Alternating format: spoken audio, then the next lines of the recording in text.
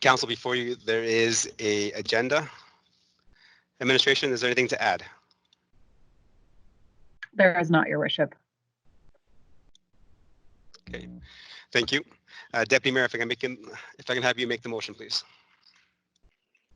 Yes, that we adopt the regular council meeting agenda for Monday, May 25th, 2020. Okay, thank you much, Deputy Mayor Matties. I'll call the question. All in favor? Aye. Thank you. Councillor Laurie? In favor. Councillor Matties? In favor. Okay. And to the recording secretary, Councillor Myers, Councillor Plechko, and Councillor Loy has also voted in favor. Moving on is a public input session. Administration, has anybody registered to participate in the public input session? I've got it. I'm hanging up. Your Worship, there is no one registered. Unknown participant is now exiting. Okay, so we had Councillor Bennett. It must be logging off and joining through Teams again. Okay, seeing that there is no public input session and no registered participants, move on to the next one, which is presentations and delegations. Today under 4.1, we have the Stony Plain flood mitigation presentation of the final report. And I believe we have David and Maxine joining us today from SAMENG. Welcome, gentlemen. Your Worship, I'll just lead off this session. Thank you much, General Manager. Go ahead. Thank you, Your Worship and Council. David Yu and Max Belanger from SAMENG are here today to present the results of the flood mitigation project. The Stormwater Master Plan was completed and accepted by Council in March 2019. The master plan identified 8 areas of the town for further study to mitigate flood risk. After the July storm events last year, the town moved quickly to initiate the flood mitigation work. In August, Council approved $250,000 for a study to review the town's infrastructure and complete a cost-benefit analysis of upgrades that would mitigate the risk of damage from future events. A public open house was held in September to gain input from the public on the infrastructure improvements. I will now hand it over to Mr. Yu for his presentation.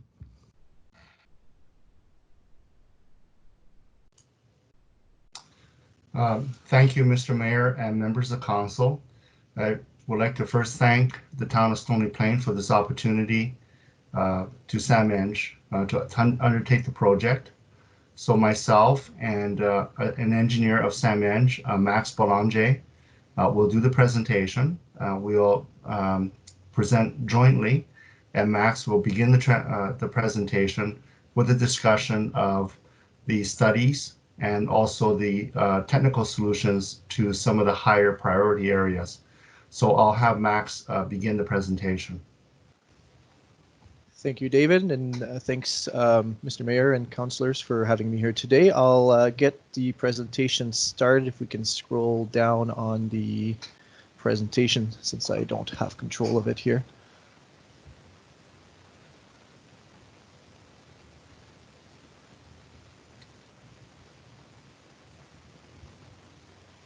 Is somebody going to show the presentation for me, or do I share my screen?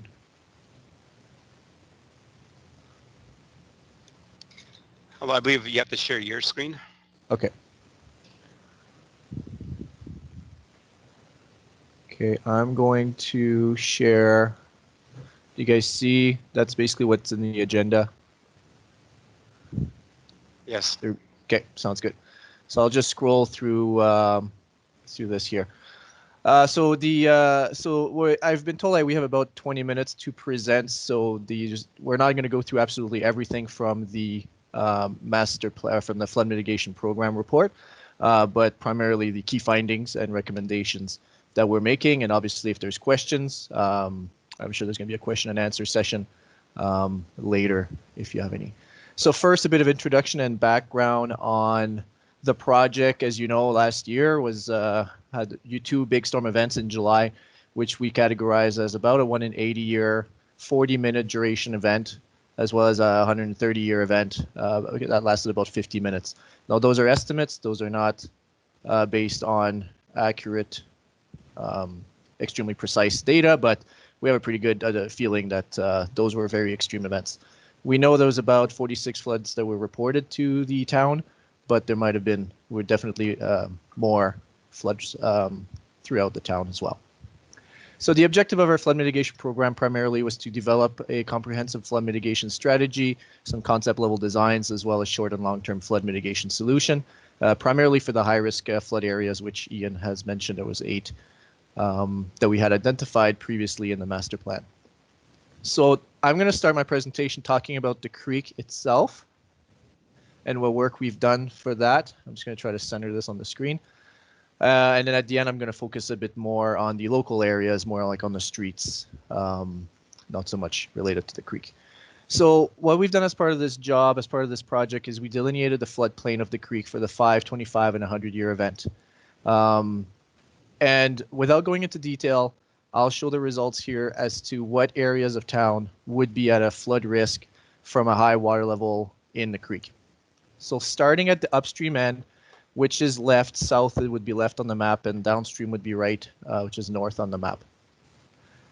So first, as it crosses 48th Street, that's your highway in town, we've identified potentially the backup of water upstream of the culvert could risk flooding a townhouse here for a 100-year event. That's a maybe, but it's close enough that we've identified it. From this point on, past 48th Street to 55th Avenue, it's pretty good. Not so much for flood risk. The water is going to be high, but the property should all be safe. Past 55th Avenue, that's the area on 46th Street, which has had a lot of flood reports, mostly from sewer backup. But we do identify from our modeling that potentially during a 100-year event in the creek, the water could actually overflow. It's a bit small on your screen, I'm sure. In the report, we do have some more zoom-in photos or figures. But potentially it could flood a couple houses. I wrote houses are safe. It's kind of no, that's the south side. Sorry, 3 houses may flood on 46th Street, so that's correct. So there's 3 houses at risk. There's also a sanitary manhole that could be submerged, and I'm going to talk about that a bit later as to the risk for that. This note at the bottom here talks about the lots on the other side of the creek. So there's going to be a bit of water in those people's backyards, but in terms of their houses, the houses should be safe. As we keep going downstream here, it's generally reasonable. It's close to the properties. It's close to flooding these properties in terms of the grassed area in the backyard, but it should be generally safe. As we cross 52 Avenue, that's where water will start overflowing on the road. That's Brown Street over here. During a 1 in 5 year event, we could expect Brown Street to flood. That means about once every 5 years this could happen on average. But the houses in this area are going to be safe. Also in this area, and that's going to be the case in all the other locations, as I've noted in this little box here, there's some sanitary manholes. There's actually the main sanitary trunk in town running parallel to, more or less parallel to the creek here. And some of those sanitary manholes are actually in the floodplain. And I'll explain later how that's an issue. Across the creek on the east side, we do have a few properties that will be flooded. With potentially the water getting to some garages that are way in the back of those properties. But again, the houses on that side should be safe. As we continue along, so I explained there's some sanitary manholes will be submerged. The flow will cross the railroad. So the railroad's actually one of the smallest culverts in this area. So the railroad culvert actually backflows a lot of that water and causes, is responsible for some of the reason why there's flooding, but not by itself. There's the other culverts are also a concern. The water is going to cross the railroad, and then along this strip here, it's actually pretty good. It's pretty safe, and it's going to cross this road, and it's going to continue to the north. And as it gets to Highway 16A, so Highway 16A is also, it's actually a culvert that's much smaller than the railroad culvert, so that's also going to back up a lot of water. And the backup of water caused by this small culvert will cause 3 sanitary manholes to be submerged, 1 during a 5-year, the same one during the 25-year, and then 3 in total during 100 years. So that's 3 of the manholes. And then across on the east side, we've identified about 8 properties that could have water in the back of the property, and that water could get really deep. Those houses there have quite a steep backyard. and some retaining walls and stuff. We are expecting that the houses themselves should be safe. It's probably something that could be checked with a GPS survey just to be sure. But definitely anything in the backyard could get flooded. And as the water crosses Highway 16A, we're showing now the floodplain to get much wider and even potentially affect some of the industrial building in this area here. That could happen for an event as small as a 1 in 5 year, up to a 1 in 100 year. And the primary cause of this happening is because these culverts downstream here are quite small. So they're restricting the flow and causing backup in this industrial area. And I'm going to scroll down here. So with that said, after we've done this evaluation, we have photos of the storm event. And we compared those photos with our delineations. And what we found is that the water was about a 1 in 25 year in the creek in July. And just in comparison, a 1 in 100 year event would be about 0.2 to 0.7 meter higher, depending on the location along the creek. So it gives a bit of perspective as to how high that water was. I mentioned briefly about sanitary manholes flooded along the creek. So here's a picture of one along Brown Street that's in the 1 in 5 year floodplain of the creek. So you can see the creek here. That's in the 1 in 5 year. The 100 year floodplain here is actually up to the tree, way up there. So what happens is water covers that manhole, and it will cover it for multiple hours. As long as the water in the creek is higher than that manhole, the water could enter that manhole. And this is what the manhole looks like on the right. And when I did my visit last year after the storm event, what I noticed, there's a gap beside this one manhole in particular, where it looks small, but when you have about a meter or two of water over that manhole, there's a significant amount of water that can get in through that little hole. And also, there's also probably a gap all the way around where water could get in and pressure its way in.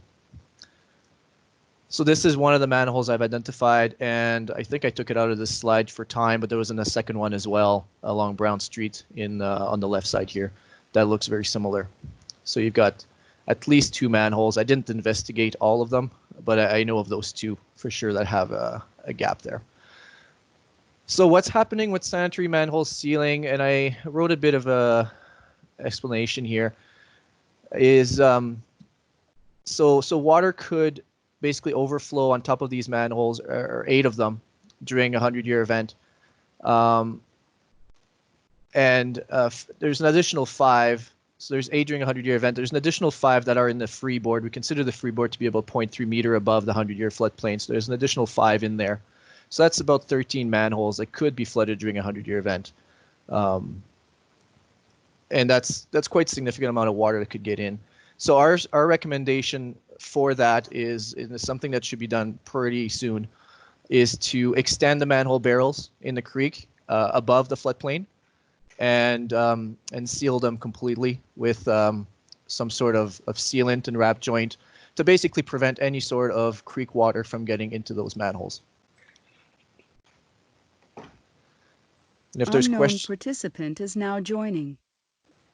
And if there's questions on that, we can go through it in detail a bit later. Now, that's a recommendation on its own that we think should be done no matter what.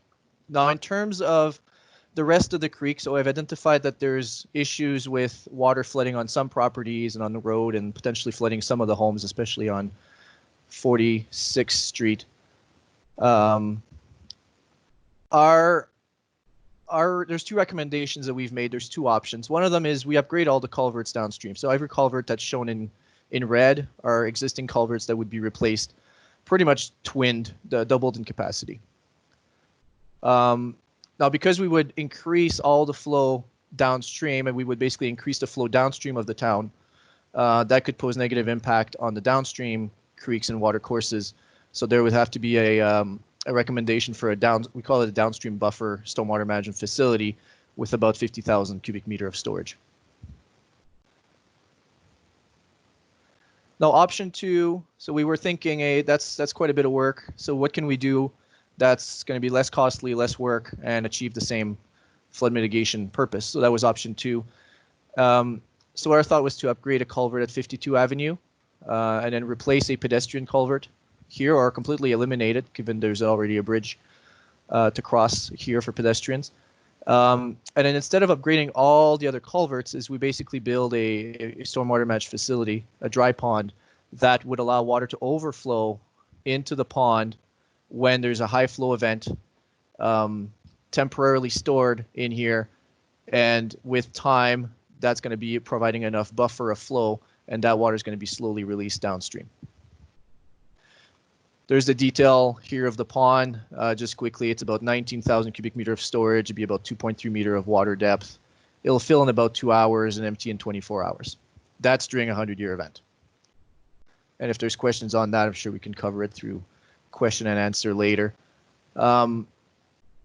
Basically, what would be the benefit? Oh, I didn't talk about the downstream portion. There, in order to deal with the industrial area at the downstream end of town, we need to upgrade this culvert.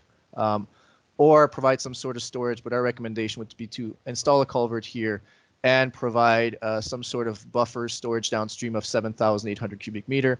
Just in comparison, how much volume that really is, well, this pond upstream here is 19,000, so it'd be about half the storage of this pond that we're proposing here at the downstream end. So it's quite small in comparison.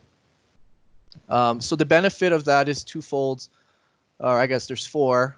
First is to reduce the water level of the creek between Boulder Boulevard and Golf Course Road North. So that's the industrial area here. Number two would be to reduce the water level in the area north of the railroad, including along 40, I think I said 46 earlier. It's 40, I think it's 46 or 42 Street. Sorry, I don't have the names here. Allow additional runoff flow from local improvements. So I'm going to talk later during my presentation about improving drainage in the older part of town as well as other areas. And that would include adding more flow to the creek. So in order to add more flow to the creek, it'd be wise to upgrade the capacity of the creek itself or deal with it, at least first. The other option is also with, I talked about manhole sealing, that we need to achieve that. So upgrading the culverts, doing either option 1 or 2 is not going to eliminate the need to manhole seal all these culverts in the creek.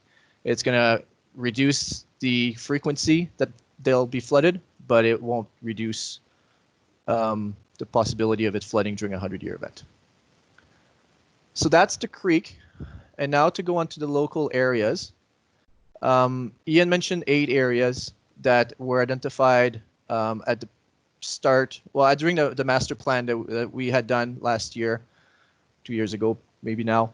And these are the areas that were identified, and all the black dots or black polygons are where there's been flood records from last year. So mostly in the downtown area south of the railroad that those were, including area H, which is the Glens. Today, just for a matter of time, we're going to touch base on 3 of those areas.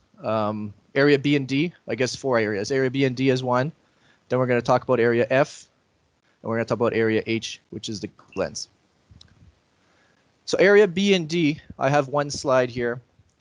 So area B and D has a lot of, it's the older part of town, so there's definitely wasn't built to what I would consider today's standard. There's lots of depressions on the street. If it rains too hard, the water really doesn't know where to go. It just floods everywhere, and eventually will make its way downstream through overland drainage in people's backyards, and will make its way downstream. Oil will be stored temporarily until the sewer system can take it.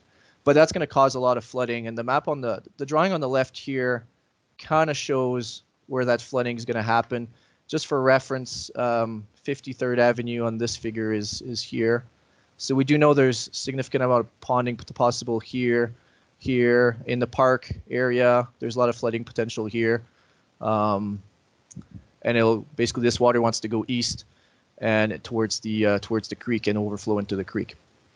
Now, we do know that this area did flood last year. I have lots of pictures. I did not put them in this presentation, but there's a lot of flooding that did happen here last year.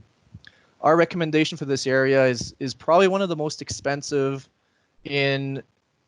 of all the areas, primarily because of all the issues and a bit of the lack of the land to build ponds to retain it.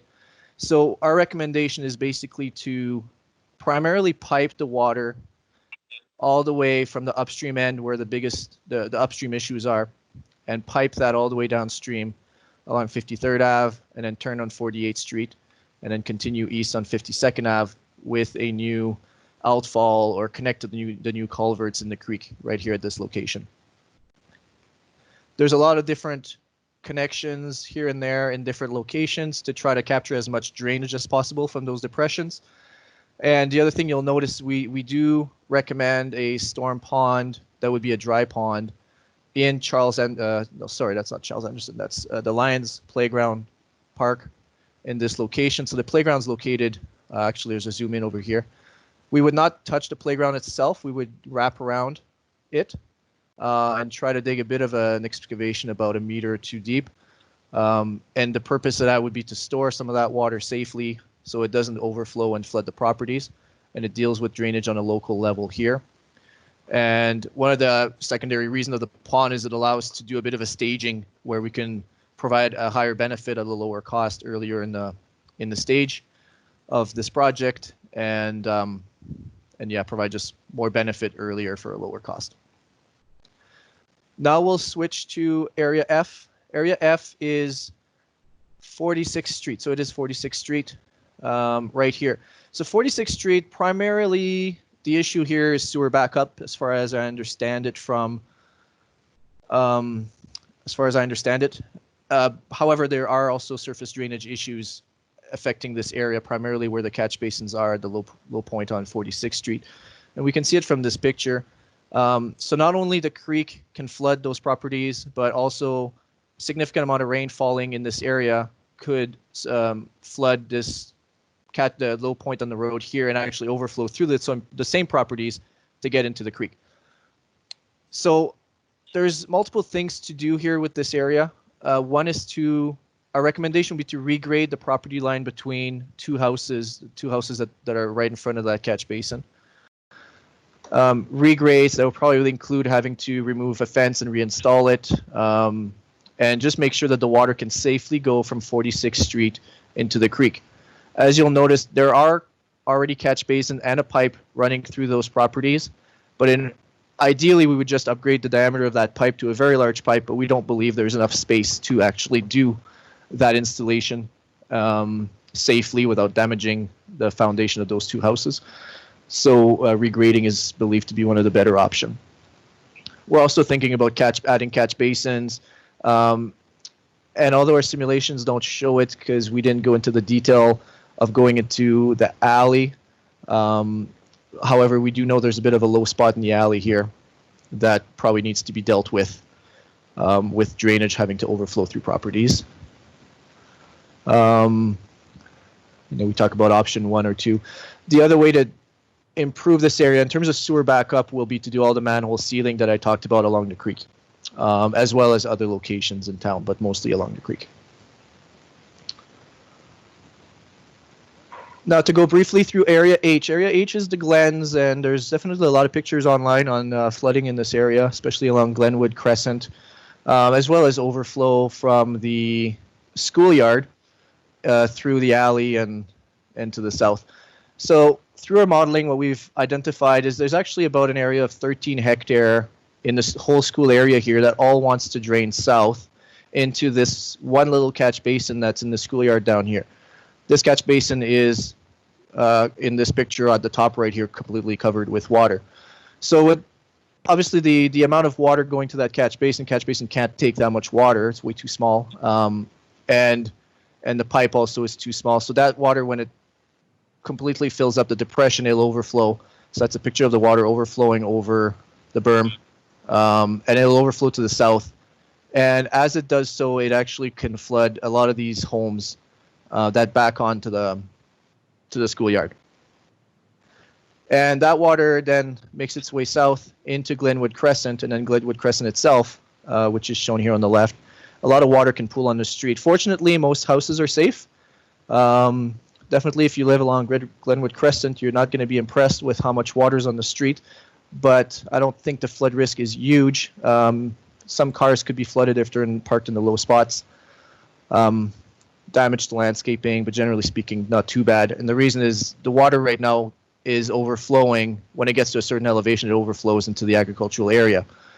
So what our solution is twofold. One, we should provide some sort of storage in the schoolyard either now or wait until the school moves to the different location in a few years, and then build some sort of storage, and that basically would avoid any water from overflowing to the south.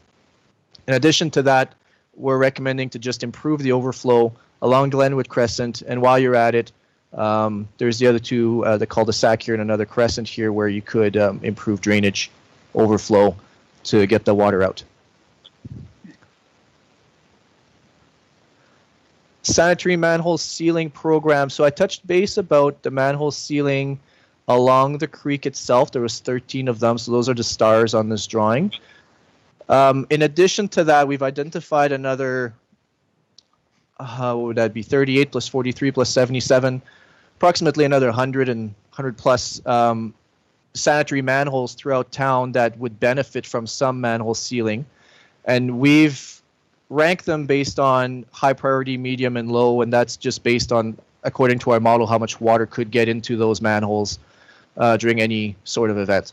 As you can see along Glenwood Crescent down at the south end here, those are orange and yellow, which means stage 1 and stage 2. And so we've identified that throughout the town. So we're looking at 38 high priority sanitary manholes, 48 medium priority, and 77 low. And just to mention it, the 77 low don't really need to be done for purposes of flood mitigation. It's kind of a good to do, but probably not a necessity at this time. So stage 1 and 2 would be more of the necessity. Now, David, it's your part of the presentation. I can just keep scrolling for you, but I'll let you do the talking.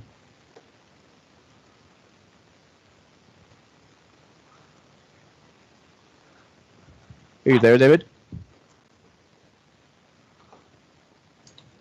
Sorry, I had to press the button to unmute my microphone.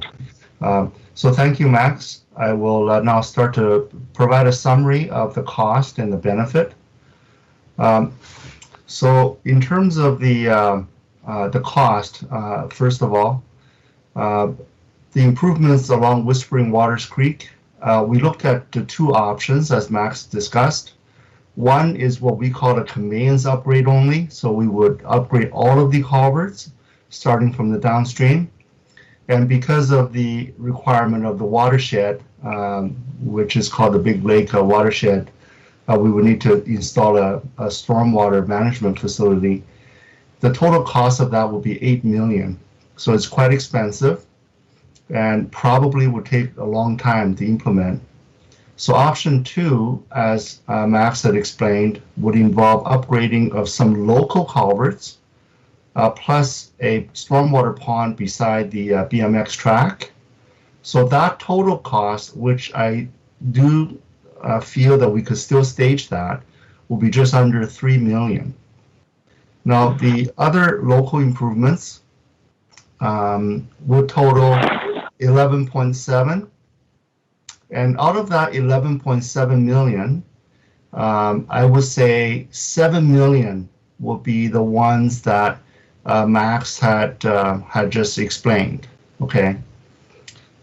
In terms of the sanitary manhole sealing, obviously, there are lots of things we need to do. But in terms of the high priority ones, I would say there will be around 30 locations. Out of that 30 locations, I would say there's 7 locations along the creek that are very high priority and we really need to do them. And then the remaining 25, they will be in the roadways. And I had a discussion with your Public Works department to see how we can stage those.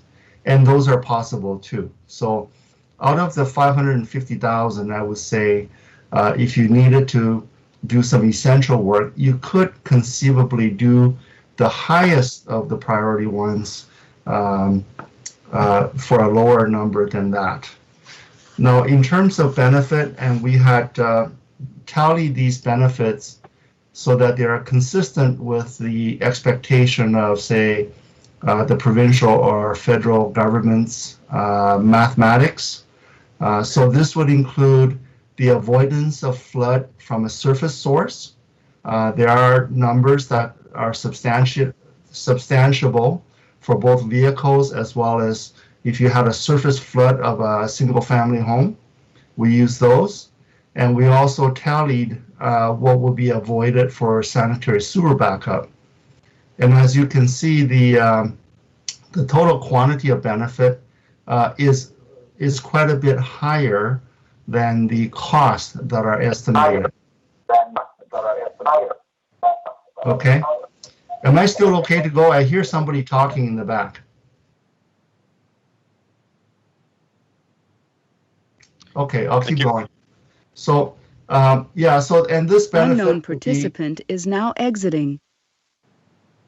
okay, so these benefit will be, has been estimated using statistics covering over 75 years time frame. So Max, if you could move to the next one. Okay, so to draw some graphic to the to how we can stage it. So obviously, stage 1, we would recommend manhole sealing. They'd be stage 1. And as I mentioned, that would involve about 30 sites. And stage 2, we would look at the lowering of the creek's water level upstream of the CN Railway. So Max has explained that this involves upgrading the 52nd Street culvert, potentially just removing the culverts that are used for a pedestrian walkway, and constructing a storm pond right beside BMX track.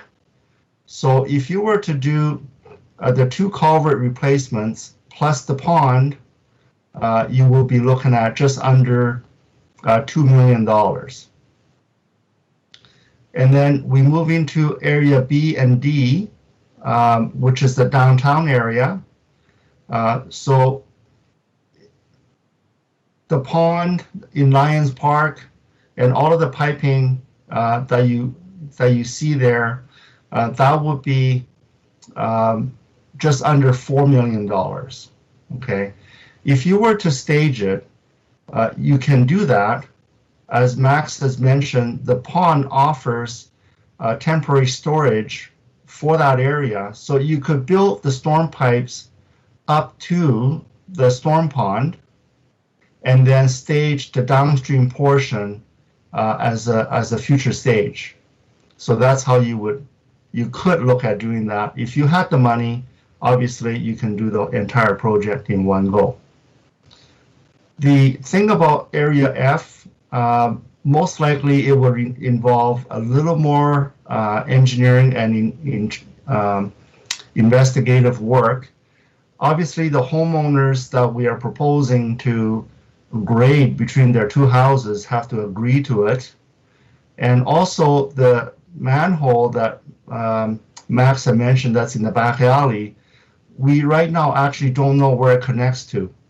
In the worst case scenario, it's actually connected to the sanitary sewer, and we would, if that is the case, we will need to find a new place for that water to go, and that may be in the form of creating another drainage path through another private property. Now, we have noticed that there are some lots, although they are privately held, there are no structures on them yet. So there could be possibilities there. But if we were to do everything we want through there, the cost we think is going to be around $400,000. Area H, I think, is fairly straightforward. I think if you were to wait for the school to relocate, which is not too soon or too long into the future, you're looking at that small pond being around $400,000 to construct, together with those improvements of the overflows through the walkways. So I think those would total the immediate recommendations to be around, I think, around $7 million. And of course, the rest of it are explained in detail in the report. So if we can move forward to the recommendations and conclusions. So in summary, all of the Whispering Waters Creek improvements that we had recommended totaled us about 2.9 million. The local areas in total, they are 11.8, but the highest priority ones, as I say, is about 7 million. And the manhole ceilings, ultimately, it's going to be around $500,000, I think, for the higher priority ones.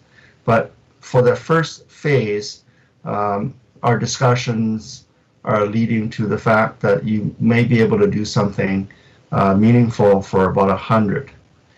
In terms of benefits, as you can see, there's just under $100 million of flood damage avoided over a 75-year period.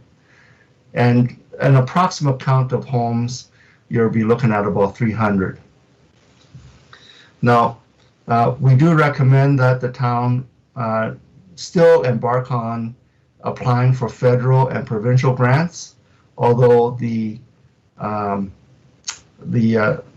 activeness of those are in doubt at the moment, but we do still recommend that you apply for them. So that concludes my recommendation or my presentation today.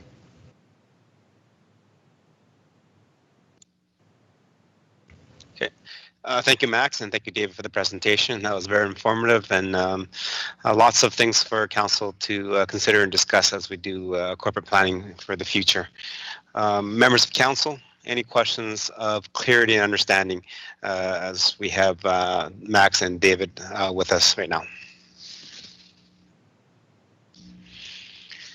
Okay, the first participant that has a message is Councillor Laurie. Please go ahead.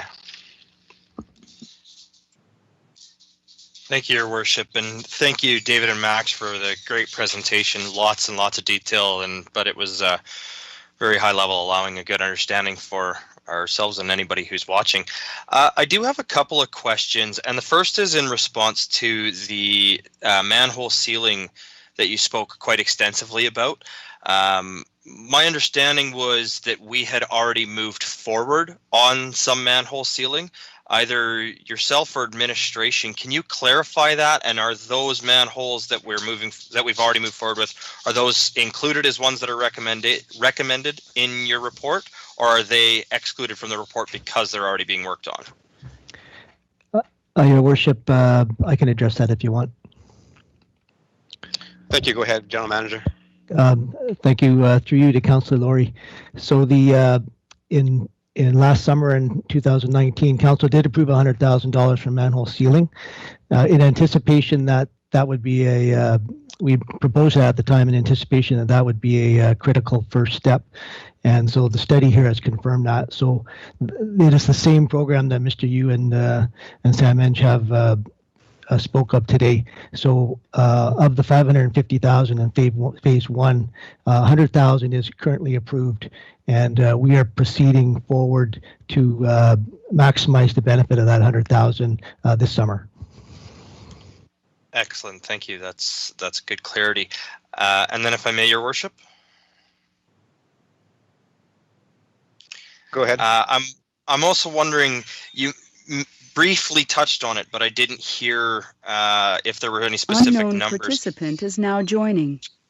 Do you have a number of what % of the properties that were reported to be flooded were flooded due to sewer backup versus what % were flooded due to overland flooding?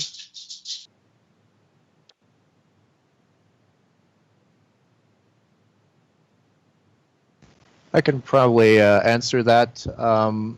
We don't, at least at SAMEDge, we do not have that information. I'm familiar with where there has been some sewer backup on 46th Street, but in terms of how anybody else has flooded, we do not have the details of that, those reasons. Okay. Thank you. Thank you. Councillor Laurie? Yeah, and just the last one that I have here.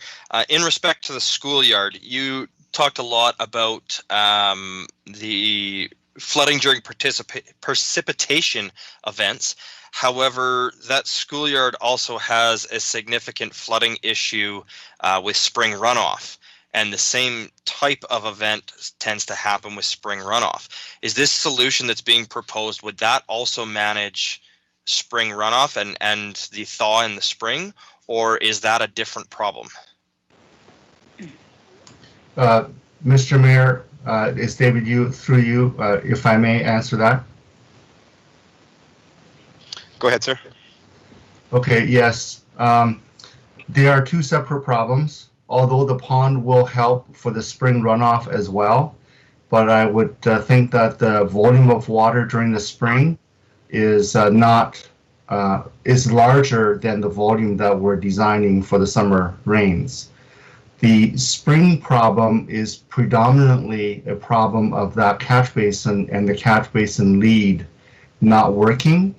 So during the detailed design of this pond and the catch basin, which will have to be rebuilt or relocated, we'll have to redesign that system so that it's much less prone to icing and blocking by ice. Okay, so in short, this solution, when it goes to detailed design, would include mitigation for that event. That is correct. Excellent. Thank you. That's all I have, Your Worship. Thank you, Councillor Laurie. Moving on to Councillor Meyer, please.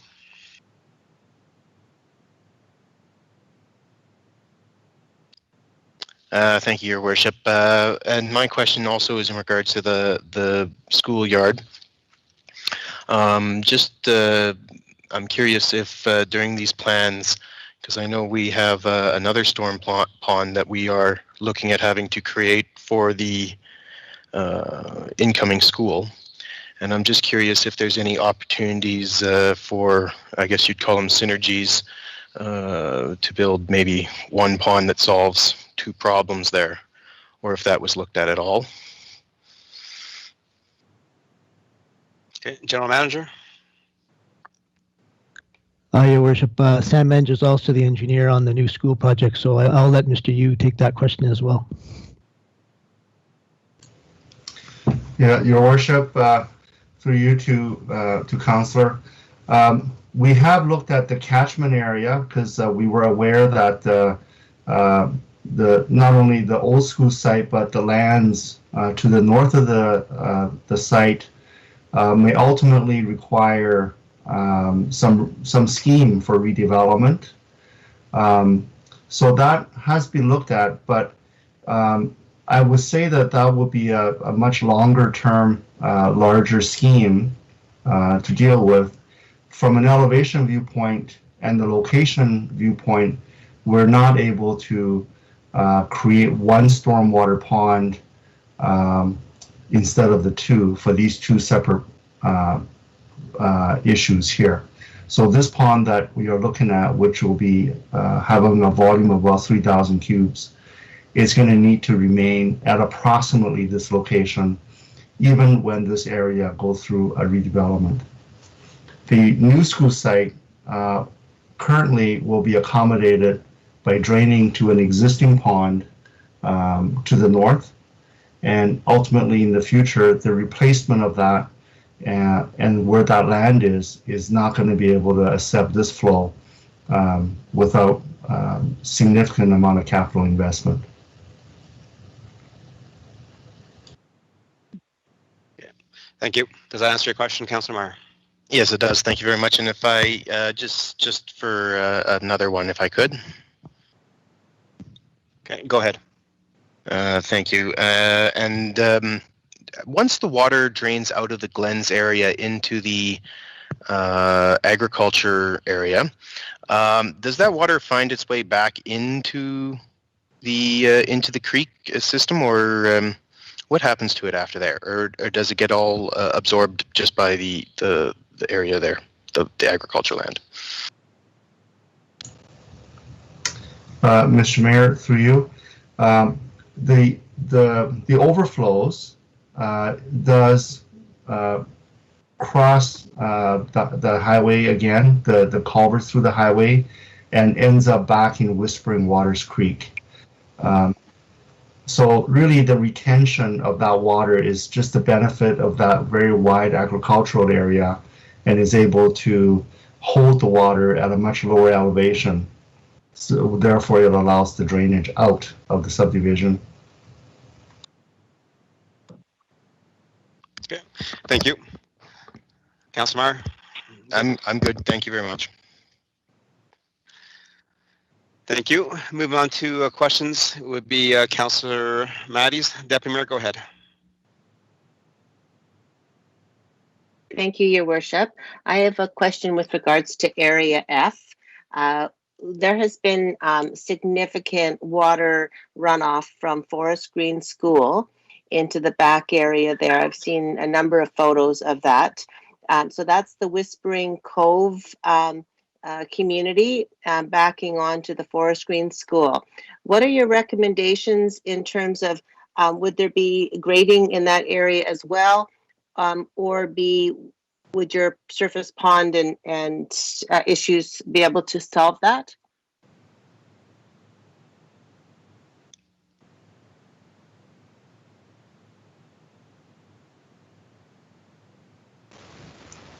Okay, that is the area just north of the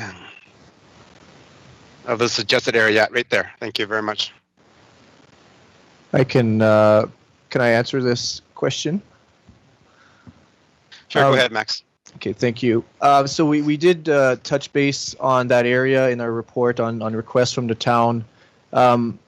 This, not to go into too much detail, but there was, we didn't investigate that to a detailed level, but more on a desktop level. Our understanding is there should have been a swale constructed in the when this was built in the property line within an easement on these properties, and I do know there's a garage or a shed on one of those properties built on the swale. But anyways, long story short, there's possibility that swale was never actually constructed, and then water is pooling in that area.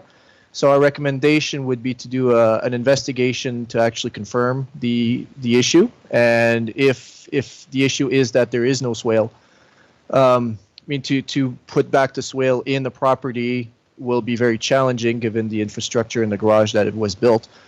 We would probably be looking at constructing maybe a concrete swale or a grass swale just north of the property within school property, so that would require an easement to just allow that water to flow out naturally into the creek. Okay, thank you. Deputy Mayor, any more questions? Yes, I have one more, Your Worship. Understanding that this is up to a 10-year project for the town due to the significant cost. In the first year, we talked about the sealing of the manholes. Like, what would be the one or two things within a reasonable cost in 2020 that you would say we should be doing immediately? And then what would be 2021?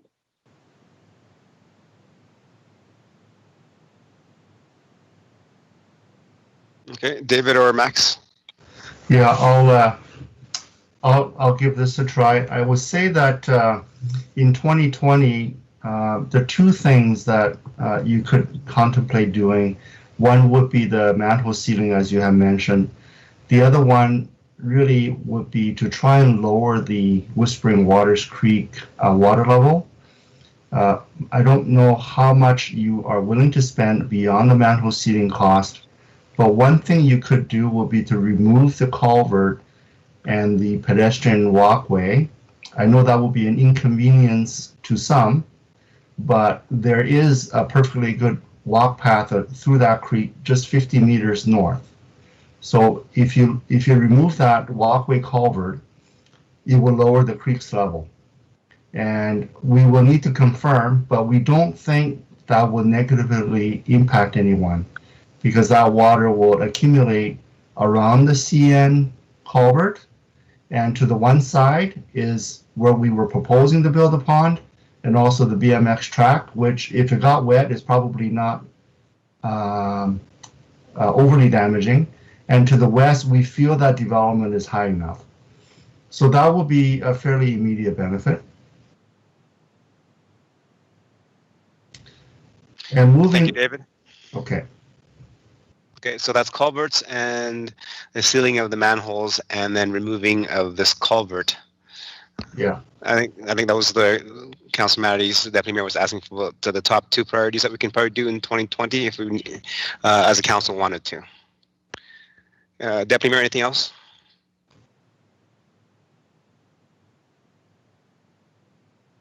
Just to ask, what is the cost of that?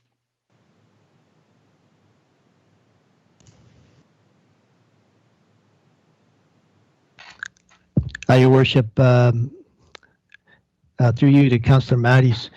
So the manhole sealing is we have $100,000 approved by council. So we're right now in the process of analyzing the maximum benefit of that 100,000. You know, which will be the most critical manholes to work on first, and whether we can do some sealing ourselves on some of the other ones on the interim until we get more funding to finish the manhole sealing. Certainly the bridge.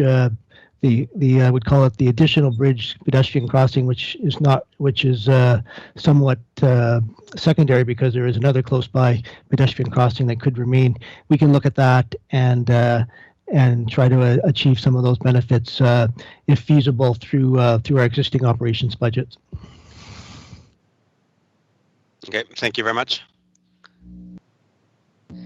So for the sealing of the manholes in stage 1 is $550,000. Council has already approved $100,000 towards that in the corporate plan for this year.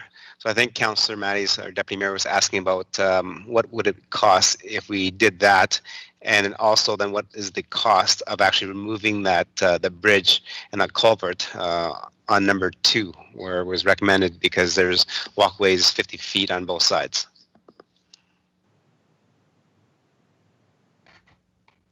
Your Worship, through you to Councillor Matty's and all the council. Yeah, so we don't have a cost for the bridge removal at this time. We do have some work plan in Whispering Waters Creek to do the dredging. So we could certainly look at opportunities to combine programs at a cost-effective manner and look at removing that bridge. But until we do more work on investigating, I'd hate to give you a cost that because we don't have an estimate yet prepared for that. Okay, thank you very much. And you mentioned dredging. What did council approve for dredging, and when was that going to be starting? Because I have not seen anything happen yet. Yes, Your Worship. Council did approve some additional money for dredging. We've allocated $65,000 for dredging this year in Whispering Water Creek dredging. We have awarded the contract to a company, and we're just awaiting approval of Alberta Environment to undertake that work. So we're expecting approval, but I understand with COVID situation with Alberta Environment, things have slowed down with their approvals. So we're anxiously awaiting their approval so we can start that work. Okay, thank you for the information, General Manager. Deputy Mayor, any more questions? That's everything for now. Thank you. Thank you. And moving on to the next speaker is Councillor Bennett. Thank you, Mr. Mayor. Can you hear me? Loud and clear, thank you. Okay. So I have a couple questions. So when we refer to the 100-year storm, we all know that the 100-year storm is happening way more frequently than that. So throughout this report, it was referred to as 100 years, but does that term still apply? Okay, that was a good question. Does somebody want to take it from Sam Mensch or General Manager? Mr. Mayor, I'll attempt to take this.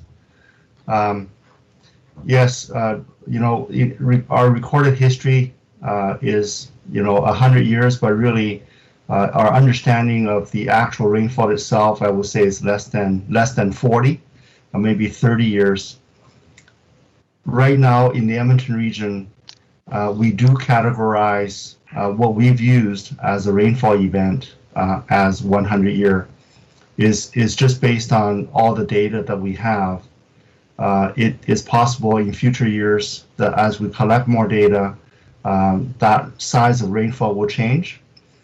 In my experience, though, that we have experienced significant changes in our design storm events in terms of their intensity. What used to be categorized as a 50-year has now been downgraded to a 25-year. But I think the rate of change in the future will be much slower than what we have experienced over the last 30 years. So I don't expect as significant of a change in the design rainfall frequency as we have in the past. It will remain relatively constant moving forward. Okay. Thank you, David. Councillor Bennett, any more questions? Yes, one, Mr. Mayor. It's not in this presentation, but in the report, you indicated something about the central trunk line that on our GIS, it had appeared that it had been done, but on further investigation, it had not been done. Can you go into any details on the central trunk line, please? Okay, that's a good question. Maybe the general manager can take that. As council is aware, we did approve the upgrading of the central trunk line to increase the capacity in there. Your worship, through you to Councillor Bennett. So that the central trunk project was approved by council. The design was approved. We did have a funding challenge with that design work. It was scheduled to be underway this year. However, upon further investigation, we realized that it was underfunded, and so we've taken that project and put it in a queue for next year to be designed and constructed in 2022. So it is a significant $3 million project, and so that the corporate plan will show that as designed in 2021, constructed in 2022. Thank you, Councillor Bennett. Another question? Mr. Mayor, I think I'll leave some of my questions to our discussion. I don't think any of them really pertain to this time. Okay. Thank you, Councillor Bennett. Moving on to the next speaker, which is Councillor Loy. Go ahead.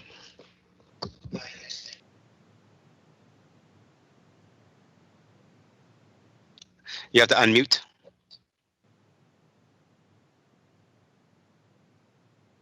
Sorry about that. Clear now? 100%. Thank you. This is a comment that may, for clarification, I guess, for myself. The way I've looked at this report that goes really from the southern part of our boundaries and our waterway all the way up to the north into the watershed area, Big Lake, would I be correct in saying that the more we can do in the south end by putting in retaining ponds, storm ponds that we talked about up by the school, part way down. Number two, the more dredging that we can do along Whispering Waters, that seems to be the worst of the four creeks that are going through our town. And the other thing would be the increasing the capacity of our culverts would really go to benefiting the whole town all the way through until we get to the north end, where now we've got to store this water because we're only allowed so many gallons per hectare or something like that. If this could be to our general manager, if he understands my comment. Thank you, Councillor Loy. So, General Manager, are you on? Yes, through you to Councillor Loy. So I think you've characterized some of the problems quite well, and I think that the challenge is, what do you do first? And so SAMENJ has given us a value cost-benefit priority ranking system to try to get the biggest bang for your buck first in the program. So that's what the recommendation is based on at this time. Okay, thank you. Yeah, thank you.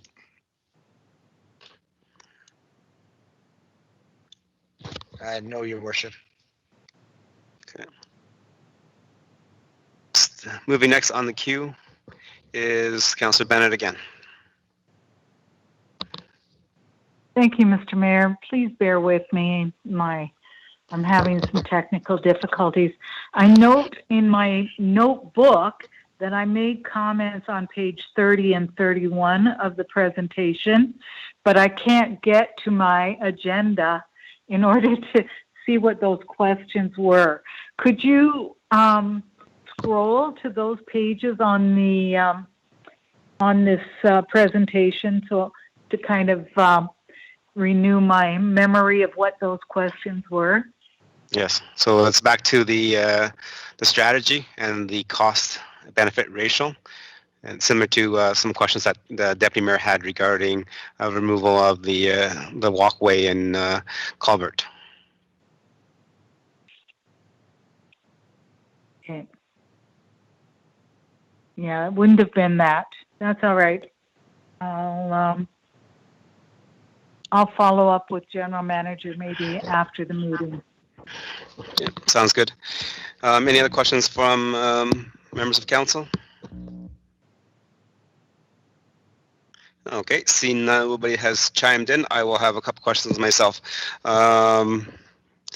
Let's see, one of the big issues during the two storm events that we had in 2019 was the pinch points of the culverts at CN and at 16A.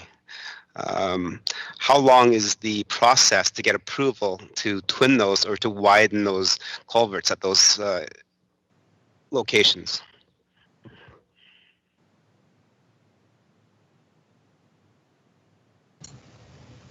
Mr. Mayor, at that time we had anticipated the approval process for CN will be in excess of 1 year, and that the construction of that, the design and the construction will take another year. So if you wanted to upgrade that culvert, the time will be 2 years.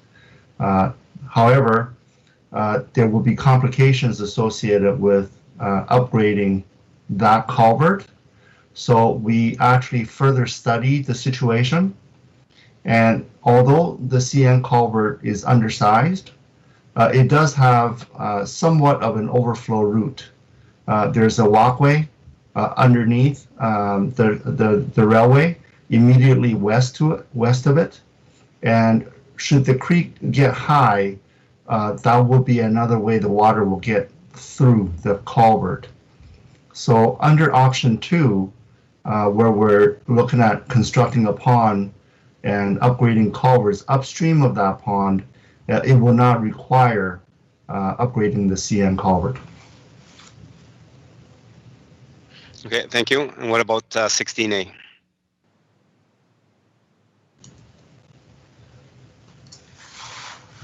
Yes, we also studied 16A. If we don't upgrade the CN culvert, and we don't upgrade the culvert through Highway 16A, we're fundamentally not changing the situation. So as Max has indicated, there will be high water of Whispering Water Creek there, but based on all the information we have, that high water will slightly encroach onto the 6 or 7 properties adjacent on the east side of the creek, but none of the structures will be affected. So, we would say that it's, although future upgrading of that culvert may be desirable at some point, but in the near term is not a high priority item. Okay, thank you very much. So it is not a high priority item right now.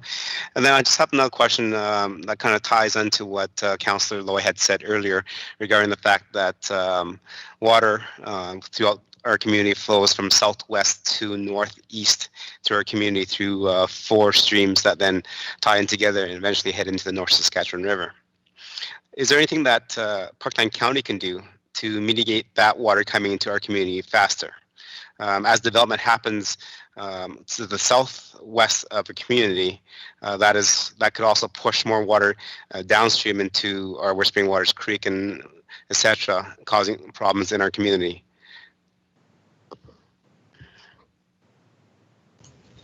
Your Worship, the amount of land upstream is significant, but it's not a huge area. We have delineated that number. I just don't recall that number right now, but it's in the hundreds of hectares, not thousands, like the other creeks experience. And also that water has to flow through culverts that are in the roadways, and those culverts are of a certain size. So we certainly don't want to allow those culverts to be increased in size, but if they remain the size that they are, then that in itself serves a natural regulation of the flow coming into the town. What will be more beneficial in the long run is that future development of lands within the town's boundary install stormwater management facilities to regulate its discharge rate. That will be beneficial for the creek itself flowing through town.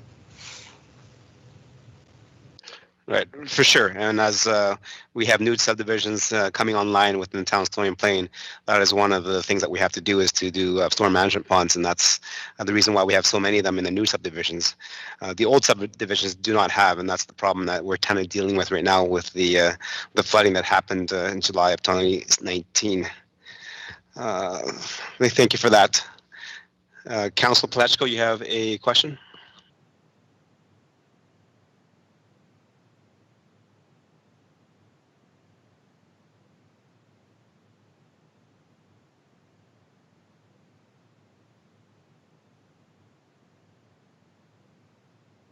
Okay, that is not working.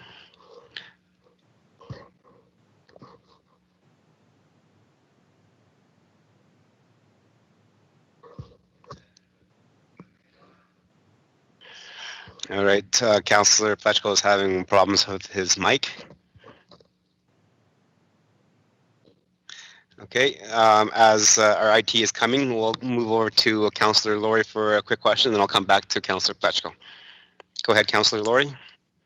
Thank you, Your Worship. Actually, sorry, you refreshed my memory when you talked about Highway 16A, and I'm glad to hear some of the reports of what we've heard there, that we do have some capacity and that we're not really risking too much in there without that culvert upgrade.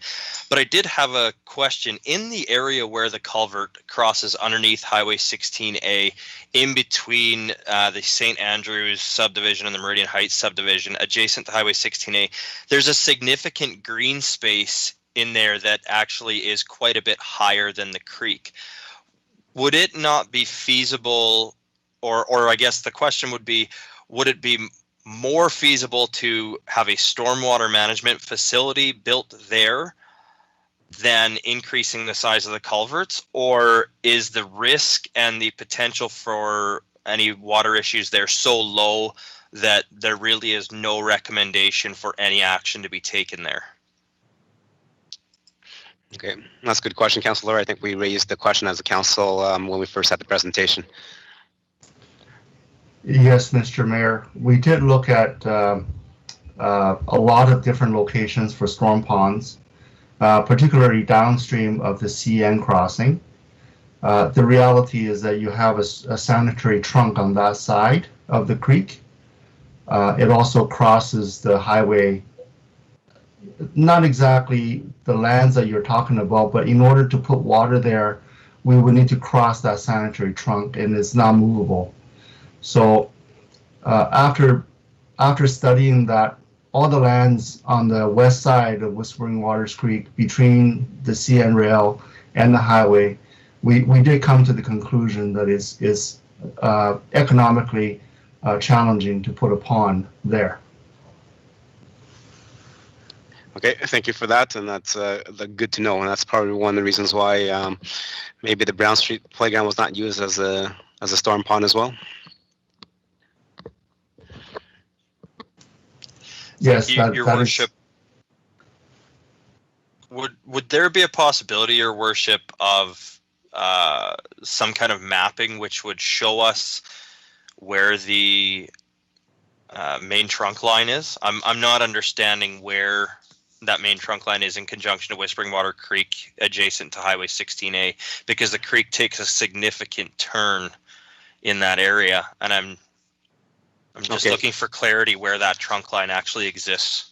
Okay, so I think so. There is a trunk line right about there. So that black mark where the 16A crossing is, if you move straight west of that, there's another mark that's kind of like a rosy color. I believe that is the trunk line. Can somebody that has the access to the mouse point to that area?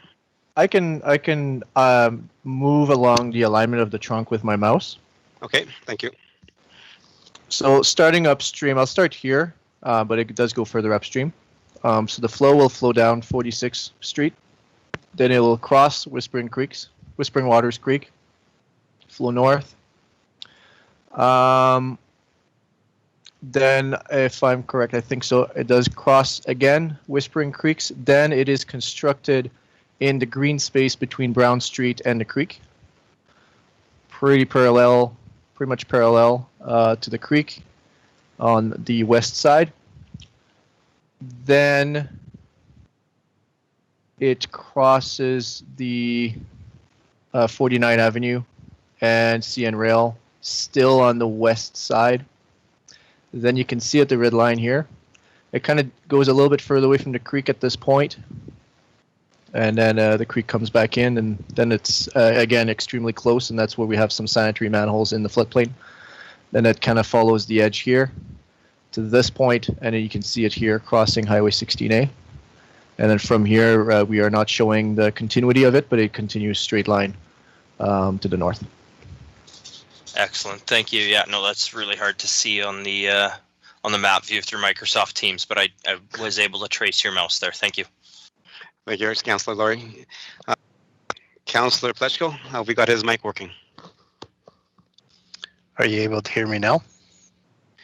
Sadly so, yes I can. Well, it's great that both you and Justin asked those questions, because mine was concerned with what our partners could do down the road in Parkland County. But further to that, I'm just wondering, you mentioned using the walkway underneath the train tracks. Well, I think that's an okay idea. I'm just a little bit concerned as, have we looked at the construction of how that has been built and how that would withstand up over a period of time? And what would the cost be to make sure that that did not fall apart? Actually, that's a good question. So during the two storm events that we had in July of last year, was the water high enough to actually kind of fill or use some of that walkway?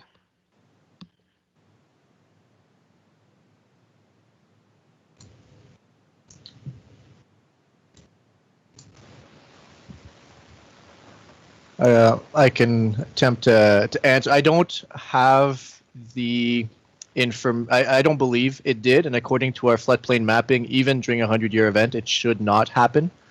But in the unfortunate event that potentially the railroad crossing was to be blocked for whatever reason, it could get that high to overflow through the walkway, and that elevation of flowing through the walkway would not cause flooding of the properties. And we'd be looking probably about a foot of water, I guess maybe a bit more of water flowing through that opening. But I do not believe it reached that elevation in last year, although I don't know if the town has any more information on that.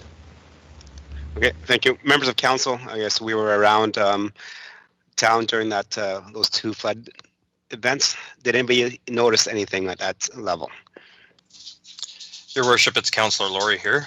I was actually fortunate enough, I was able to watch some of these events from the vantage point of the roof of the fire hall, and it did not impede into the pedestrian tunnel at all. Okay, thank you.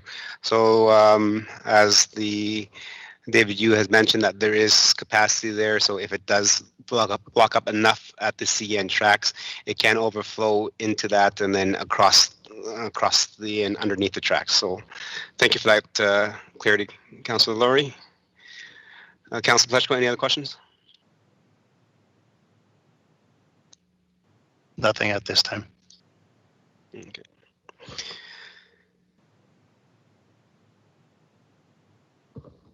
Thank you. Thank you. Does council have any more questions before we move on here?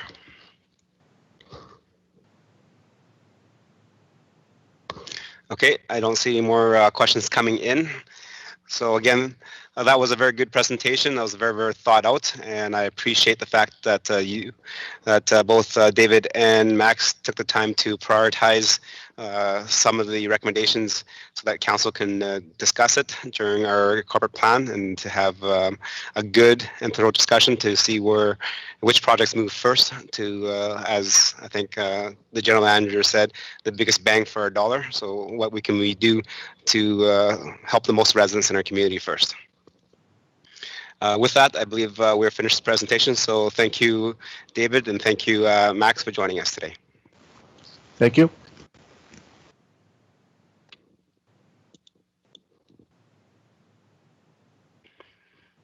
Okay, as members of council, we're moving on to our next agenda item is statutory public hearings.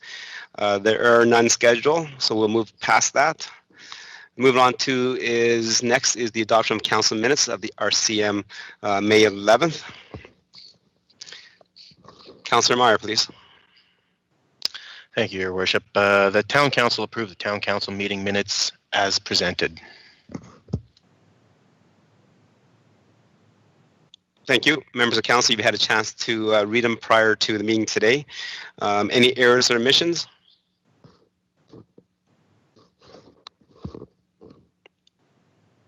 Okay, seeing that there are no errors or omissions, is anybody that is opposed to accepting for information? Okay, I will deem that is carried unanimously, so that is carried. Moving on to 7.1, Council Boards, Commissions, and Committee Minutes. And this is for the Meridian Foundation, the Meridian Housing Foundation, for March 20th and April 22nd. Councillor Bennett, go ahead for the motion. Thank you, Mr. Mayor. I move acceptance of the Meridian Housing Foundation Board minutes. Thank you. March and April, I believe you said. That is correct. So members of council, if you had a chance to go through them, any questions for understanding or clarity to Councillor Bennett, who is our representative on the committee? Okay, seeing nobody chiming in, so I'll ask a question to Councillor Bennett. How are we doing with the Folkestone Manor project? I know it was mentioned a couple of times on the minutes. Yes, thank you, Mr. Mayor. Our executive director is going on site to do follow-up and update weekly. Everything seems to be progressing well. I can't think of anything that she told me the other day that was a problem. I think everything's going fairly smoothly there. Okay, thank you for that. And now Councillor Maddie, our Deputy Mayor, has chimed in. So go ahead, Deputy Mayor. Thank you, Your Worship. I just have one question for Councillor Bennett with regards to the increase in cost of operations for COVID-19. Do you have any idea of like how that's changed things operationally for the Meridian Foundation? Yes, thank you for that question, Deputy Mayor.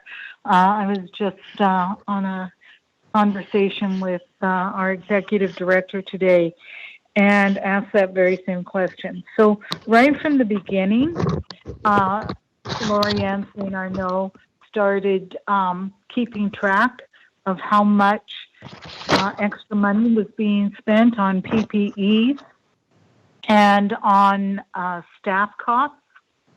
And so she has an itemized list of exactly what costs have had to be adjusted because of COVID-19. and it was announced, I believe it was just last week, that seniors housing and lodges were going to get, I think the Premier announced $14 million to cover those costs. Lorianne told me today that they really don't have any clear information as to how that's going to be laid out and when that's going to be coming, but she is fully prepared to submit those extra costs when that's clarified for them. Thank you, Councillor Bennett. Is that all, Mr. Mayor? Deputy Mayor, is that to answer your question? Oh. Gee. Deputy Mayor? Yes, it does. Yes, it does. Thank you. Sorry about that. That's okay. We're all working through this together. I think Councillor Bennett, Deputy Mayor, raised a good question. So with the extra costs that the Meridian Housing Foundation has to outlay for PPE and the extra staff for the cleaning and sanitization of everything, where are those extra dollars coming from? Right now, it's just coming from an updated budget and just coming straight out of the budget as we have set forward. We will be having a board meeting this Thursday where we'll probably go over that budget and make sure that that everything can be covered. There is one interesting aspect of it in that with our staffing, it's been very uneven as to who can come in and who can't come in. So that's been a big adjustment for our budget is and people like our main administration are putting in hours way beyond their normal hours. So all of that has to be factored in also. Again, as I said, Lorianne's been keeping track of it, and we'll have to apply for any kind of resources that the provincial government has. The other interesting aspect is that many employees of healthcare and even in private business are getting hazard pay of $2 more an hour during this time. And while our staff is asking about that and why can't they get the same amount, those are all things that our board has to look at and make decisions on. Okay, thank you for that, and thank you for that update. I have another question for you. Usually you mentioned that you guys are dealing with an updated budget through the Meridian Housing Foundation to deal with the costs of COVID-19. Will that require increased requisition to the town of Stony Plain to cover those costs in the meantime? Not at this point, Mr. Mayor. We've already sent out our invoices for 2020.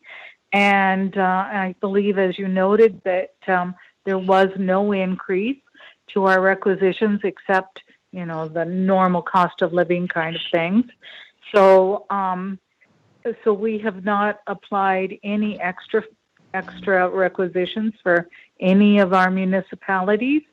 As you know, Mr. Mayor, we're all going to wait for 2021 and see what happens at that point. Right now, with the money that the government has, because we are government-run facilities, we're relying on our provincial government to top us up, and we're following as closely as we can the budget that was laid out in 2019. As I said, we're just keeping track of all the extra costs and hoping to be reimbursed for those. Okay, thank you for that, Councillor Bennett.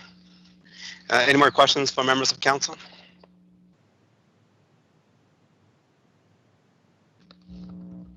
Okay, seeing none, I'm gonna ask if there's anybody that has an objection to adopting these minutes for information.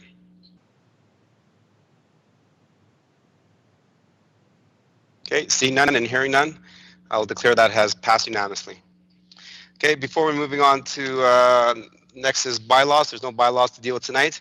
So before we move into business items, we're going to call a 10-minute recess as we kind of readjust our audio and visual and our IT, just to make sure that we continue to flow seamlessly here. So again, 10 to 15-minute recess. Thank you.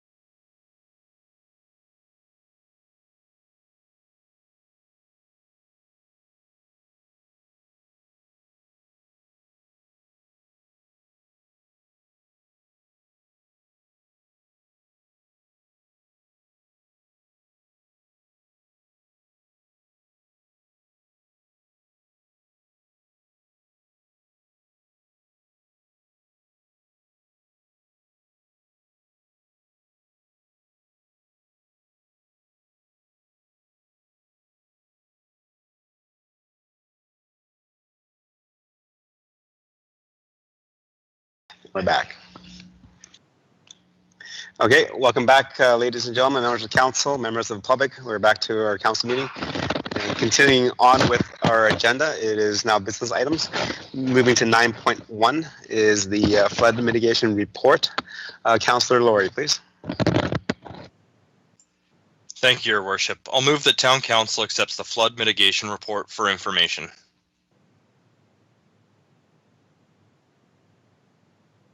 Thank you very much, Councillor Laurie. And General Manager, anything to add to the presentation that we received from yourself and SAMENG? Yes, Your Worship. I just have a few comments, and I'm joined by Mr. Brett Newstead and Ben McPherson from our engineering department, who are going to add to the presentation as well. So the presentation earlier in the meeting has outlined the cost effectiveness and cost benefit value of 13 priority flood mitigation projects. The magnitude of the cost to complete the projects is significant, as will be the time to implement. Administration is proposing that an initiative be created to program these priorities as part of the corporate plan. Implementation of any master plan such as this is a longer-term undertaking. The flood mitigation plan outlines a basis from which priorities can be established and programmed in the next 5 to 10 years. I would like to point out there is a typo on the lead sheet on page 61. The cost for the priority 1 is actually $550,000 and stage 2 $563,450. Those amounts were referenced in the presentation by Sam Engineer in the report and was incorrect in the lead sheet. In August 2019, Council approved $100,000 for the priority 1 sanitary manhole sealing. Administration is working on plans in 2020 to contract out the work necessary, and as well as use internal forces where practical to mitigate as much of the risk of the sanitary manholes as possible. It is expected that a combination of debt and storm levy funding will be required as part of the corporate planning process to program the remaining priorities. I'll now pass it over to Mr. Newstead to explain more aspects of the program. Thank you, Mr. McKay. Your Worship and Council, before I get started, I just want to take a moment to introduce the newest member of the engineering team, Ben McPherson.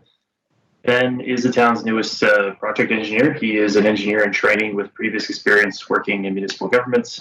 He recently came on just in April here, so he hasn't been with the town too long, but we've thrown him into into the flood mitigation project very quickly, and he's taken to that very, very well. He worked previously. He worked at the city of Santa Barbara as a co-op student with me in 2016 before taking on other opportunities in the private sector with engineering consultants and contractors. Ben comes to town with a strong analytical and technical EIT with skills that we are sure that will help the town grow into the coming years. Thank you much for that introduction and welcome, Ben. Okay. So how have you been enjoying your first couple of days there, Ben? Thank you, Your Worship. Yeah, so far it's been a strange transition into the new role with the current pandemic and everything, but it's been strange and enjoyable. Things are quite busy, as Brett mentioned. I've definitely had to hit the ground running, but luckily there's a really great leadership team here and a lot of fantastic employees that I'm able to bounce questions and ideas off of. Okay, great to have you. Yeah. Thank you, Your Worship and Council. So just to follow up with the GM's previous comments on the program, the sanitary manhole sealing project is the only current shovel-ready project the town is undertaking. The remainder of the priorities will require more detailed engineering. Administration will propose a funding plan to move these forward as part of the 2021 to 2023 corporate plan. Administration has recently learned that the province is no longer accepting grant applications for the Alberta Community Resilience Program. Administration will continue to investigate all federal and provincial grant opportunities where possible.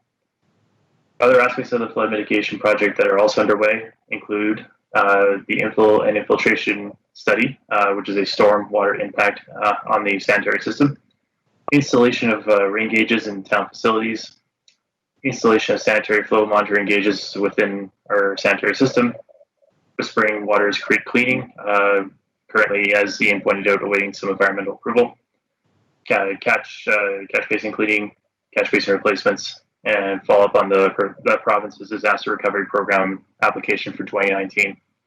The recommendation is that Council accept the flood mitigation report for information. And this concludes my presentation, and I'll be available to answer questions at this time. Thank you very much for the presentation. So that is the update. Thank you very much. And on the list of speakers, Councillor Bennett, you are first.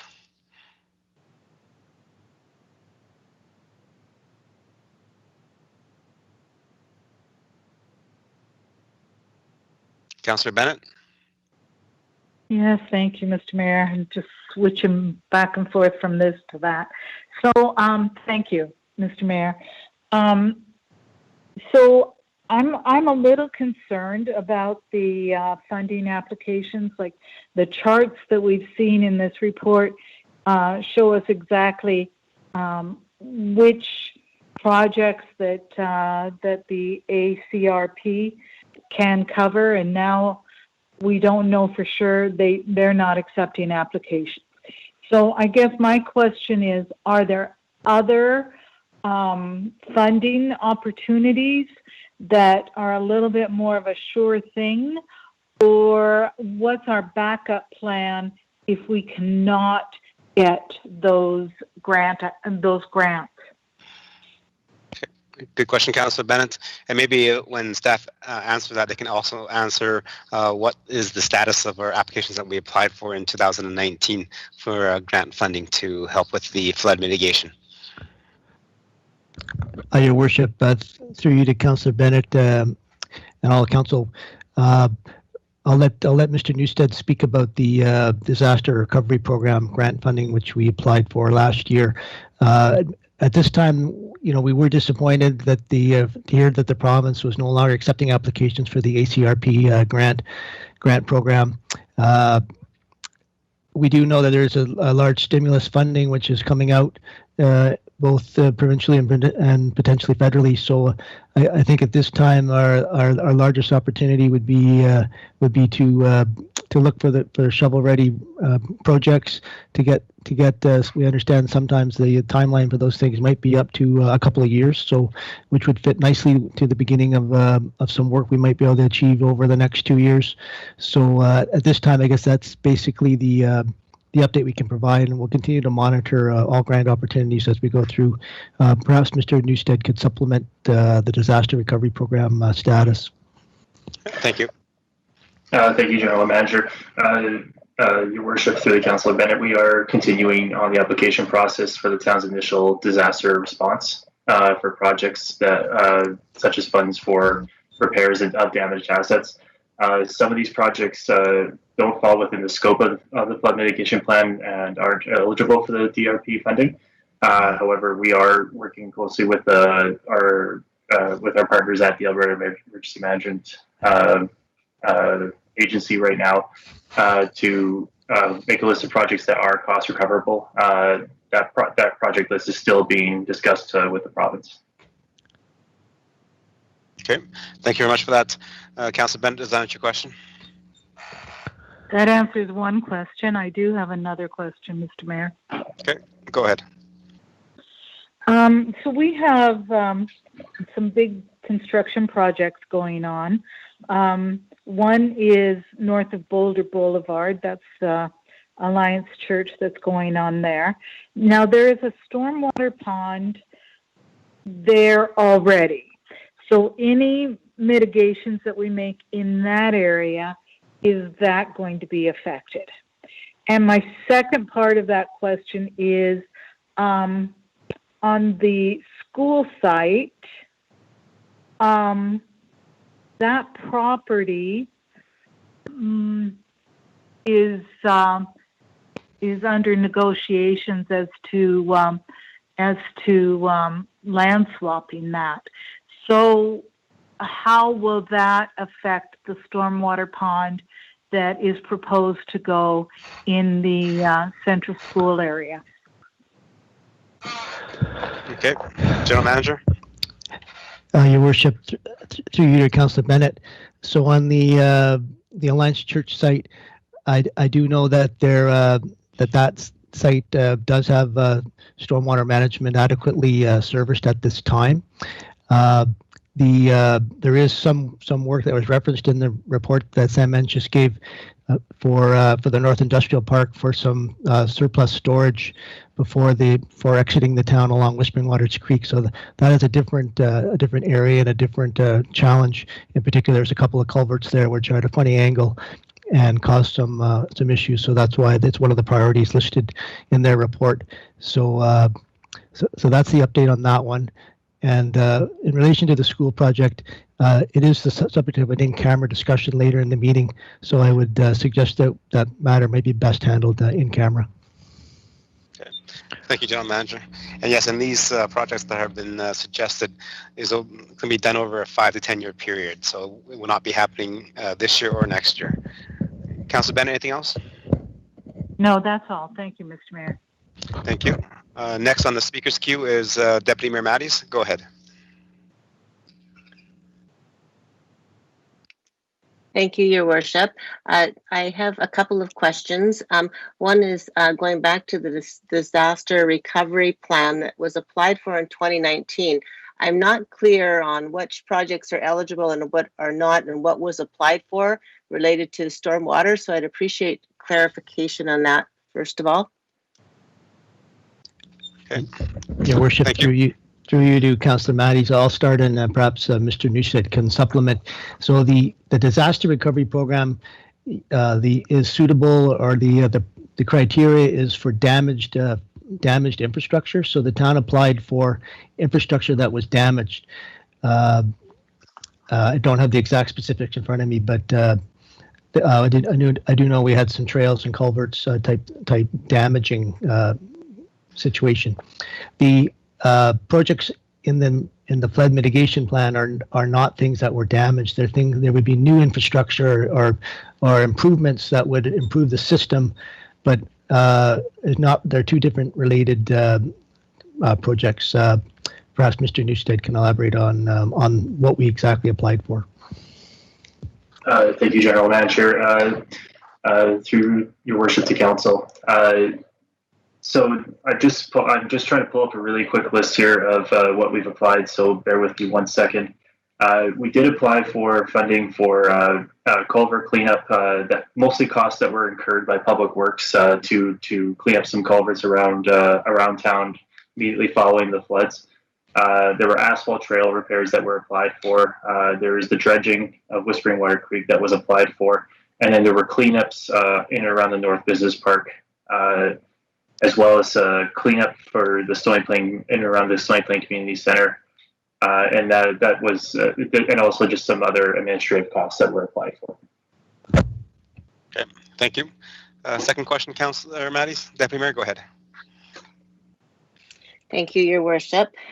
So then my next question, when I look at, the estimated cost of having a flood in our community, whether that's our financial cost, whether that's just the hazard to our community over the long term. It talked about the frequent ponding on the streets, damaging our streets, and present infrastructure, the pending or ponding on private property, damaging landscapes, talks about flooding affecting people's lives, their sentimental value of their goods when you have a sewer back up into your basement and you lose your precious items.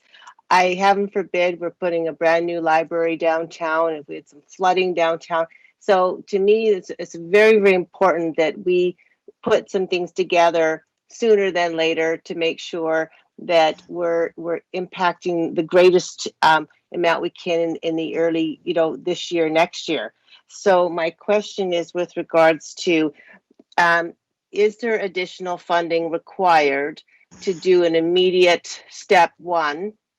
And would there be some capital projects that we have planned for 2022 that could be potentially postponed so that we could do some more of this work? Okay, thank you, Deputy Mayor. General Manager. Thank you, Your Worship, for the question. Through you to Councillor Matties. So we do have 100,000 and potentially some to do some sanitary manhole sealing. our approach right now is to maximize the benefit from that money through contracted and combination contracted in our own services. At this time, we're not requesting any additional funding for 2020. But I guess the condition I'd like to apply to that statement is, we haven't exactly looked in every manhole. We haven't exactly determined which manholes what the situation is and the costs, etc. We're into that stage right now. We may return to council later with an update as to the 100,000 and how much benefit we feel we can get from that. But at this time, we're not asking for more money. In relation to the future years, I think our suggestion is that given the complexity of the corporate plan and the various competing priorities in many areas, that the corporate planning process would be the proper process to vet those implications and to determine how much of this program moves forward at what speed and what potentially might be compromised in other programs, et cetera, because as we know, there's typically more good ideas and more programs than funding available. The other impact of this would be the storm water levy that the town introduced last year. There's a potential that the levy will have to be increased at a substantial rate in order to pay for these projects, including any debt financing which has to take place. So very complicated financial matters, and we'd be working with our finance department and through the corporate planning process to come up with a recommendation that we feel would be prudent for the town at this time. Okay, thank you. Yeah, so the best way to move forward is to our strategic planning. Deputy Mayor, you had another question? No, that's everything. Thank you very much. Thank you. Next on the queue is Councillor Laurie. Go ahead. Thank you, Your Worship. I've got 3 questions here through you to administration. The first is just a quick one in respect to the ACRP grant program. I'm just wondering, has administration inquired as to whether the grant program is no longer accepting applications because the grant is being removed? Or is it just temporarily no longer accepting applications due to the COVID-19 crisis and the potential rerouting of provincial taxation dollars? Okay. Go ahead. Your Worship, thank you for the question through you to Councillor Laurie. So it is our understanding that the program was basically fully subscribed sometime in the last 12 months, and the province then decided they would stop taking applications. So we do not believe that the decision was in any way related to the COVID situation. Excellent, thank you. And moving on to my second question, the report talks about a lot of the mitigation, and obviously we see significantly with manhole sealing, etc., that the infiltration of sewage into residents' basements is a significant issue. And in many of these homes, they're older homes. As a part of our consideration through this mitigation effort, have we considered at all a backflow prevention valve program in where we would assist residents in having backflow preventers installed in their properties to prevent the surcharged sewers from backing up into their residence? Good. General Manager, that's a good question for a program. Your Worship, thank you for the question. Through you to Councillor Laurie. So I think the backflow prevention program did come up. Our concept did come up in the early stages in this project. I'd ask if Mr. Newstead has any recent discussions with Sam Eng on this, and if you can elaborate on any specifics in relation to that. Thank you, General Manager. Through Your Worship to Councillor Laurie. We had some initial discussions about that possibility of a program like that, but we haven't recently explored that through the remainder of this report. It's certainly like the General Manager alluded to. It's something we could look into. We haven't yet put that into the plan as of yet. It could be something for us to consider in the future. Okay, thank you. Councillor Laurie? Thank you, Your Worship. And just a comment on that. Yes, I would like to see that as something that moves forward. Is obviously some of these projects that we're looking at are relatively large and may take several years for us to action appropriately, where even a small amount of funds set aside per year to provide some type of a rebate program for residents helping to protect their own property may actually go a very long way in some of that mitigation. So I look forward to seeing that. The third question I have is to the general manager's point. He discussed a little bit about our stormwater utility levy, and I'm just wondering if the general manager can refresh my memory and council's memory as to how much of the stormwater utility that was agreed upon for 2020 was dedicated towards potential debenture repayment. Your Worship, through you to Councillor Laurie, the amount dedicated to the stormwater debenture repayment was $100,000. Thank you. And approximately how large of a debenture would that support? Your Worship, through you to Councillor, I don't have that number. I do know that it does not support. Maybe I'll ask for the General Manager of Corporate Services to help us with that question. Okay, and also can the administration provide what the total amount was that council approved to collect from the stormwater levy? Your Worship, I believe that the debenture amount was around 5 million, but as we know, it does depend of how long we would finance the debenture over. So there would be some flexibility depending on the length of the debenture around there. That was some of the preliminary planning done around that debenture amount. And I would have to check on I want to say it was close to $1 million of the total stormwater levy collected, maybe 800,000, but I would have to double check that number for sure for you. Yes, if you can, please provide to council. I know that council made an adjustment to that, then we reduced the amount that was recommended by administration. Your Worship, council. Yeah, Your go Worship, ahead. if I could supplement, I did do some very quick payments here. A debenture payment of $11 million funded over 25 years would require annual payments of $565,000. Okay. So that it gives you an idea that of the at the time I had an $11 million number. So the 100,000 would have to be increased basically 600% to pay for the repayments of the debenture. Yeah, thank you, Councillor Laurie.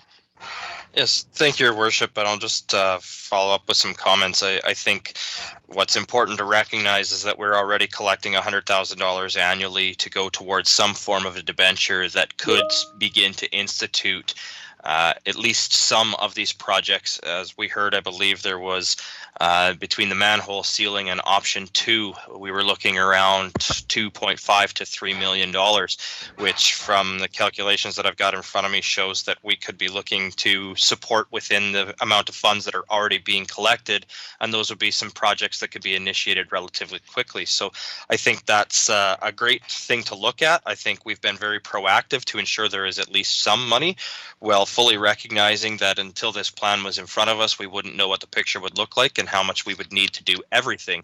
I think the reality is we can't do everything all at once. And so I really appreciate the detail and care that administration is putting in to not just come forward today and ask for dollars without a fully understood and well thought out plan, and that they'll be moving forward very cautiously and very detailed into our 2021 corporate planning process. But I'd also like to be very cognizant of the fact that the stormwater utility was put in with a dollar amount allocated to a debenture so that we could action some of these items as soon as possible in 2020. And I hope to see something come forward soon to council in order to do so. So thank you very much, Your Worship. Thank you, Councillor Laurie. Now moving on to Councillor Meyer. Thank you, Your Worship. I just have one quick question, but before I do, I would just like to voice my support for Councillor Laurie's suggestion there regarding the backup prevention valve program or anything that administration is working on in that regards, I would encourage that. But my question is just a quick one. I do see on page 116 discussions about the Big Lake Stormwater Management Plan. So my question is pretty easy. Have we circulated this report with the Sturgeon River Watershed Alliance at all, or the North Saskatchewan Watershed Alliance? I know that they're always looking for anything that would fill in gaps in their information. Your Worship, through you to Councillor Meyer. So we've not circulated the report to anybody yet because we wanted to bring it to council, make it public first. So certainly we can do that after this meeting.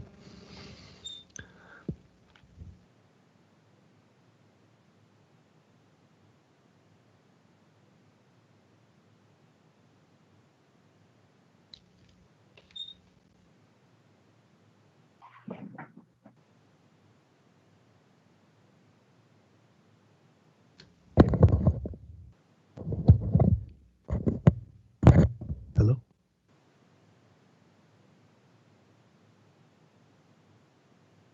Hey. Thank you. I don't see anybody has any questions, so I'm going to ask members of council to turn to page 30.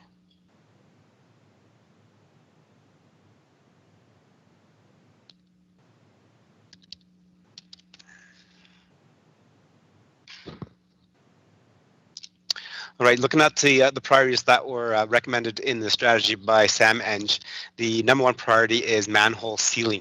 Stage 1 has been identified because council put $100,000 towards this manhole sealing in the corporate plan for 2020. That leaves a shortfall of $450,000 based on what the estimate is.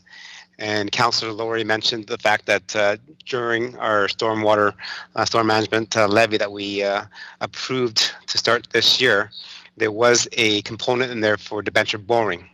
So my question to administrative staff is, can we borrow the $450,000 necessary to complete all the manhole sealing this year, and then use those dollars that are collected from the stormwater levy to pay that debenture?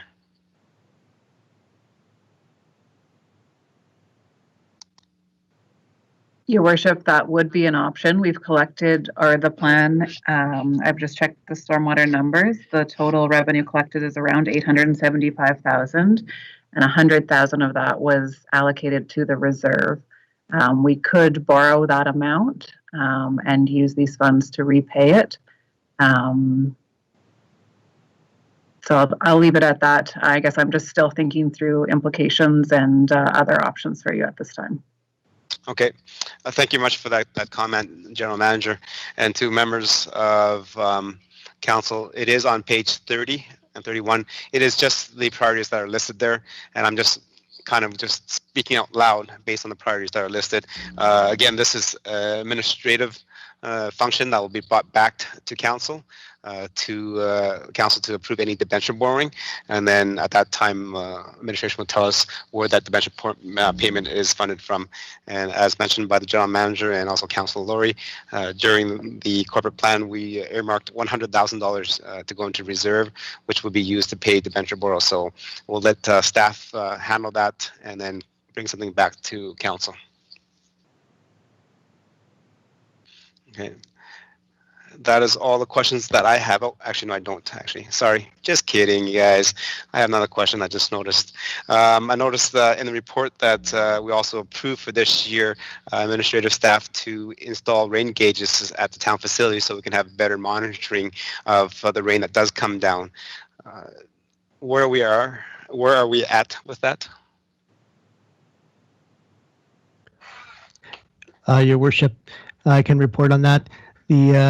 We have gone out for quotes on installing 2 rain gauges on town facilities, and I don't have an exact schedule, but that project is well underway, and we would hope to have it implemented in the next couple of weeks. Okay.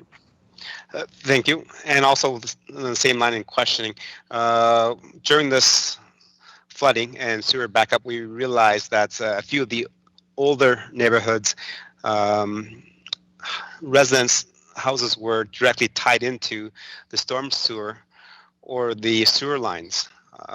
At what point can council expect a report of the number of residents or houses that are tied into those so that we can have those corrected to also help prevent the sewer backup in properties and also then adding to the storm management issues that we have?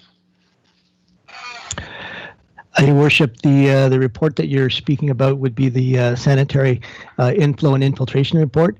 So that project is underway as well. We have monitoring in the sanitary system being installed. I believe it was being installed this week.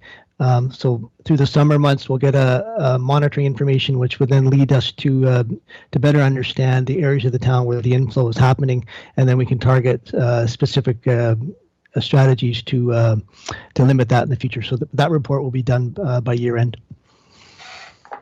Okay, thank you for that.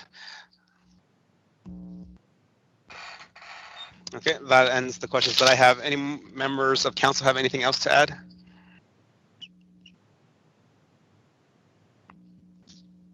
Okay. Seeing none, I believe Councillor Laurie made the motion to accept for information. Is anybody opposed to accepting this for information?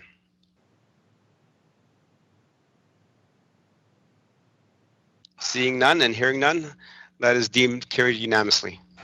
Thank you. Moving on to 9.2 is the recreational facility update project. Go ahead, Councillor Loy.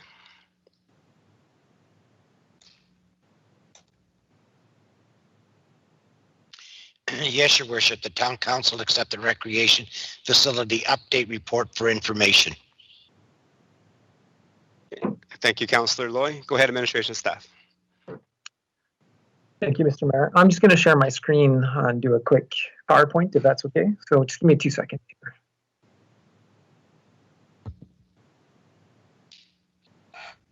And just confirming that you can see my screen. Yes, we can. Thank you. Okay. So in the 2019-2020 corporate plan, Council did have a strategic priority that identified the building of a recreation facility in the town of Stony Plain, and that facility supported the recommendations that were provided in the 2017 indoor recreation study that was completed in partnership with the City of Spruce Grove, town of Stony Plain, and Parkland County.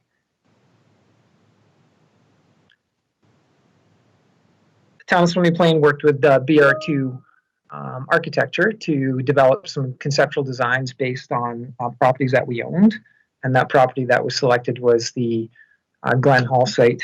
And the conceptual design that was created looked at all of the recommendations within the plan to give us a scope and a perspective of what it would look like to meet all of those challenges or those recommendations included in the plan on that particular site and how it may impact some of the existing infrastructure. So the slide that you have in front of you is the rendering that was included and has been presented to the public. And the other item that was essential to us in the development of this particular site is it's included in the Old Town Community Plan, which is a priority of council in future years for the development of the west of our community. The preliminary facility concept had the main floor plan, which included ice facilities, gymnasiums, field house space, also some space for social gathering, and the potential for partnerships with business opportunities, so commercial partnerships. The plan also looked at adding the facility to the Glen Hall Arena as opposed to connecting it to the Glen Hall Arena, as the facility is about 50 years old, and there will be a time in the future where the facility may not be able to be used. So the recommendation was to not connect it to the facility so that we had the opportunity to separate it from the facility in the future if that decision was made to do that. So as you can see on that floor plan, it basically has a first floor and a second floor with the running track and some social space and some public space. We also did explore through the initial concepts the the opportunity to phase some of these facilities in and potentially not focus on ice facilities and maybe just focus on some of the facilities that were higher on the priority list, which included the aquatic side and the field house gymnasium side. So that's just a rendering of the second floor. Administration also worked with RC Strategies plus PERC in the engagement of community to test initial designs that we put out into the public and confirm the priority areas. So we did have facilitated sessions with 28 organizations from the region, online survey, which about 454 people responded to. We did some community pop-up events at the library, and we also did a weekend event during the trade show that's hosted by the local chamber groups. And again, we worked with RC Strategies and PERC on that. The small chart on the right-hand side of the screen is basically showing some of the percentages of what people felt was important, and we did talk to them about some phasing and identified that the aquatics and the field house gymnasium were on the higher list for priority. As a result of that work, we did put in the 2020 corporate plan, we did put 2 initiatives forward to council. The first one included $1.5 million to complete detailed design on a potential recreation facility.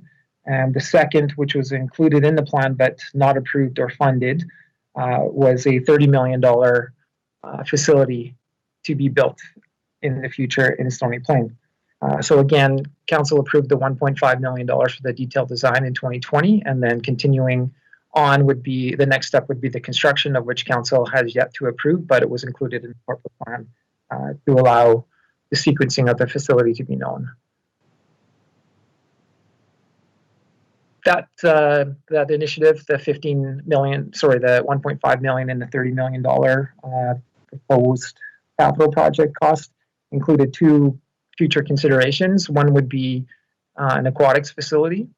So this picture is just showing the basic view of an aquatics facility, and council did take a tour of the aquatic facility in Wetaskiwin, and this is very similar to that particular facility.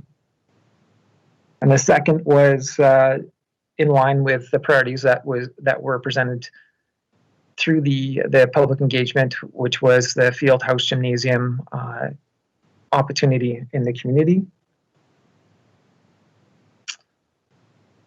As council is aware, this graphic has been included in the majority of our updates to council on this particular project. So currently, what's been completed, we have completed, and I think my mouse is showing up here, the preliminary design facility concept. So that's what we've just been through. We have engaged the public with respect to that to understand and to test those concepts with them, and we have received some feedback, of which we shared in a previous report to council. We're kind of not stuck, but we're kind of teeter-tottering between these two, the revised facility concept and the feasibility study. Reason why we're in that realm right now is we have spoken with council about the two potential options, which is the field house and the aquatic facility. We have been speaking with the YMCA about a potential partnership, and we've also entertained a conversation with an additional private partner to surmise whether or not there's an opportunity for a different partnership outside of the tri-municipal partnership that's been in the region for a number of years in the development of recreation facilities in Stony Plain and in the region. A lot of work has been done with the YMCA. A couple conversations have been had with another company called the Dome in Red Deer, which is a unique field opportunity. And we were continuing on working with those partners and potentially having some presentations to council in the months of March or April 2020. However, COVID-19 hit, and it's pretty much taken our time away, or our focus away from this particular project over the last 8 to 9 weeks. So being that we're in these 2 boxes here, which is the revised concept and the feasibility study, administration has put forward an updated timeline or project loading, that will continue the work in those two boxes and provide council the opportunity to continue to make decisions and to continue to revise and perfect the potential of a recreation facility in our region. We do also have the regional plan that both the three partners are involved in, this town of Stony Plain, Parkland County, and City of Spruce Grove, and recreation facilities and the future of facilities in our region is a high priority or a functional area, and that which is to take place in the fall. Administration is still chatting with the potential partners. However, COVID-19 has also impacted them, and the energy they had prior to, so end of 2019 compared to now, is a little different. However, they're still committed to reviewing and looking into the potential of recreation facilities in this region for partnership with the town of Stony Plain and others. The timing of the new timing for the project, or proposed timing of the project, is on 284 of 303 in your agendas.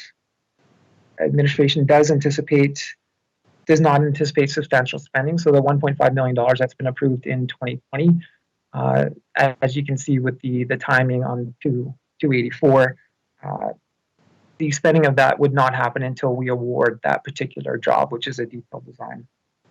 And that's not slated until the end of the year, beginning of 2021. Of course, that spending is dependent on council approving the final design, of which they would prefer us to go to detailed design on. So that's looking to be a timing of October. So we do have some time between now and October, and several decision points that have to occur. And the pace of those decisions would be dictated by council's conversation and approvals to continue moving forward. Mr. Mayor, that's a quick overview of the report and where we are with the project, and I would be happy to have questions at this time. Okay. Thank you very much, General Manager. And moving on to members of council, any questions or comments regarding the presentation and the information that's provided us in our agendas?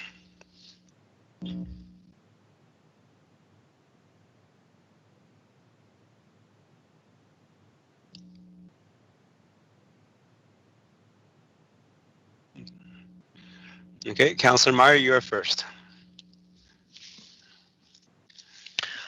Just a comment from me this evening. I would just like to say I appreciate the General Manager's comment in that COVID has sort of sapped some momentum out of this project, and I'm glad to see that that administration hasn't let this fall by the wayside. And despite the, as he points out, the 284, the timing of the project, there's nothing that's necessarily going to cost us right away, but it does give me hope that we are still continuing down this road, and we are keeping our eye on the goal. So other than that, I'd just like to say thank you to the admin for that. Okay. Thank you, Councillor Meyer. Councillor Laurie, please. Thank you, Your Worship. Just some general commentary on the presentation and kind of where we're at right now. You know, obviously, as we know, times have changed and times will continue to change, and it's going to be very hard for us to predict what is upcoming, but we know certainly the short term is going to be difficult. Also, over the last several months, we've seen several things that are going to have some extensive capital costing, such as what was presented to us tonight with our stormwater management. We also know that we've have some infrastructure reviews and some asset management plans coming forward that will also likely have some dollars tied to them, some capital dollars tied to them. So I grow concerned with projects that have significantly large capital dollars attached to them, the lack of what would appear to be supportive funding from the provincial and federal government for additional initiatives. And I'm curious, and I guess this question would be posed to the general manager. As a part of the feasibility study, will there be any inclusion on options that would utilize existing assets to meet the needs? And when I say that, two examples I can give is when we speak about the field house and when we speak about aquatics. We have two facilities right now in Spruce Grove and Stony Plain that are considered seasonal, being our outdoor pool and the Fier Sports Park. You mentioned the potential of a partnership with the Dome in Red Deer, and there's a great company called Horizon Building Systems who built the Edmonton Soccer Dome in the city of Edmonton, who works extensively with municipalities to take seasonal facilities, making them into year-round facilities. In doing so, that could potentially solve some of the needs that we've seen. So will our feasibility study include some comparisons as to what our costs and the lifespan of looking at a solution like that would be in comparative to a brand new build? Okay, good question. General Manager? Your Worship, through to Councillor Laurie. Certainly my conversation with the Dome created some curiosity around that potential option. They did look at some ability to put their structure over an existing pool.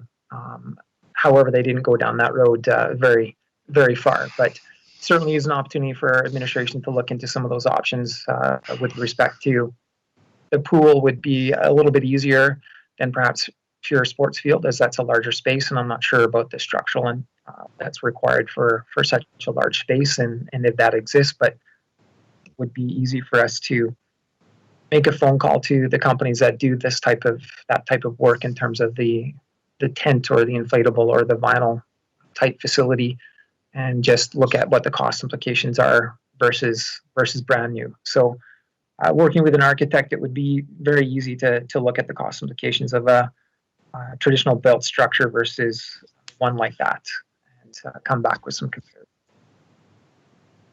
Excellent. Thank you, administration. And I would agree in a little bit of that analysis in respect to which facility might be easier, but I also recall in our discussions the cost of a brand new aquatics facility versus the cost of a field house, and I believe the cost of the aquatics facility far and exceeded that of a field house.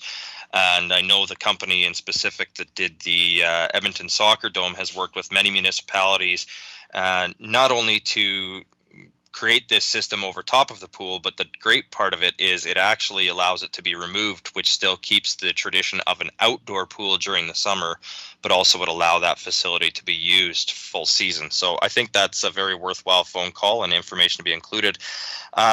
Also, Your Worship, just a follow-up comment. When we talk about our feasibility study and moving forward, a question to the General Manager, should that feasibility study also include any potential impacts of assessment in moving forward with a partner like the YMCA, and what impact that would have on our current membership in the Part 9 Corporation and our ownership stake of the TLC? Okay, good question. Again, Your Worship, through to Councillor Laurie. Probably we would determine the users that we would have at the facility, and I think through the work that was done in the 2017 plan, it did suggest, and the TLC was part of it, in terms of the numbers of people using the facility and the number of people using our own municipal facilities. And that's what dictated some of the priorities to be placed on the table. So my perspective based on the work that was done in 2017 that provided us the recommendations would be both facilities could survive. With new facilities being built, the TLC still would have the opportunity to be marketable. I believe with the growth that our communities will continue to see in the future, these facilities will be needed to manage the needs and the continual growth of or demand on recreation facilities in the future. With respect to our involvement with the Part 9, at some point in time, we're completed our debenture on that particular facility, and I believe at that time, I'm not sure that we would be the only partner that might be looking at what our future looks like related to the Trans-Alta Tri Leisure Centre. And I think once we start getting into the the details of the cost and the operational aspects of any particular facility that we might own, and we might continue moving forward on.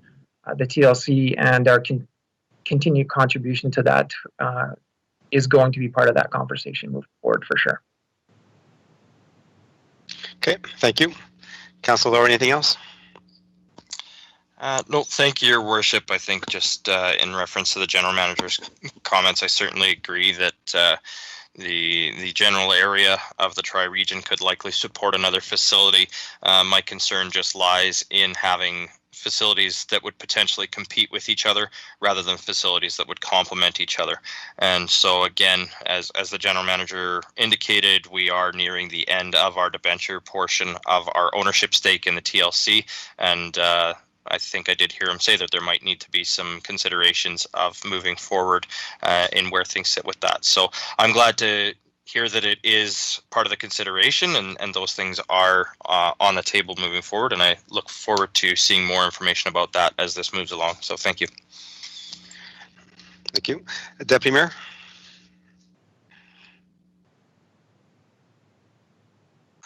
Thank you, Your Worship. I first of all have a comment. When administration in the report talks about that we understand the economic impact of COVID-19 on the town's strategic priorities. And, it's very, very difficult to kind of project how or what the impact will be. And so I do concur with Councillor Laurie that we do need to take a look at options as we move forward. I mean, we're all very committed to having a recreation facility, but at the same time, we have to understand, for example, we had MLA Turton speaking at the Greater Parkland Regional Chamber, and the discussion was regarding a looming economic crisis. And basically, asking the question, well, where does the money come for our services for capital requirements, etc.? And the thing is, the Alberta government doesn't have a printing press, and they can only spend so much. And so basically his comment was, well, you know what, it's coming to roost, and we only have three options. One option is to raise taxes, another one is to reduce spending, and a third one is to increase debt. And all of those things are very challenging. So they're very challenging decisions moving forward, and we want to make sure that we do look at all options as we move forward. My one question, though, is with regards to the YMCA and other partners, and they were supposed to come and present to us, and I know some of the momentum is gone, but still, it would be great to have them come sooner, before July. Is there any possibility of having them come earlier so that we can just get an idea of what that would look like? Okay. To the general manager, is there a time frame? I know these other partners are also busy dealing with COVID-19 and how that's affected their organization. When are they available to come present? Your Worship, I have been speaking for the potential of that, and we did slate August as that, and we can certainly see if they're willing to come earlier than August. The last time I spoke with the YMCA and the representative from there is they've been impacted greatly by COVID-19 from the perspective of they're using reserves now to continue to stay afloat. So they're certainly navigating the new world as we are navigating the new world, and they respectfully asked for some time to permit themselves to their priorities, but they're still interested in coming and speaking to the town of Stony Plain and others if they choose, and would like to have the YMCA in their council chambers to present their business model and how they can support the future development of facilities in this region. Okay, thank you for that. Council matters, Deputy Mayor, anything else? No, that's everything. Thank you. Okay, anybody else have any questions or comments? Okay, so going forward, I think General Manager mentioned that we're kind of stuck between two places where we're looking at design and concept and phasing and stuff. When does administration plan to have a presentation to council so council can have a discussion on some of the stuff that we need to deal with and provide the governance and oversight over so that you guys can continue to move forward under the administrative roles.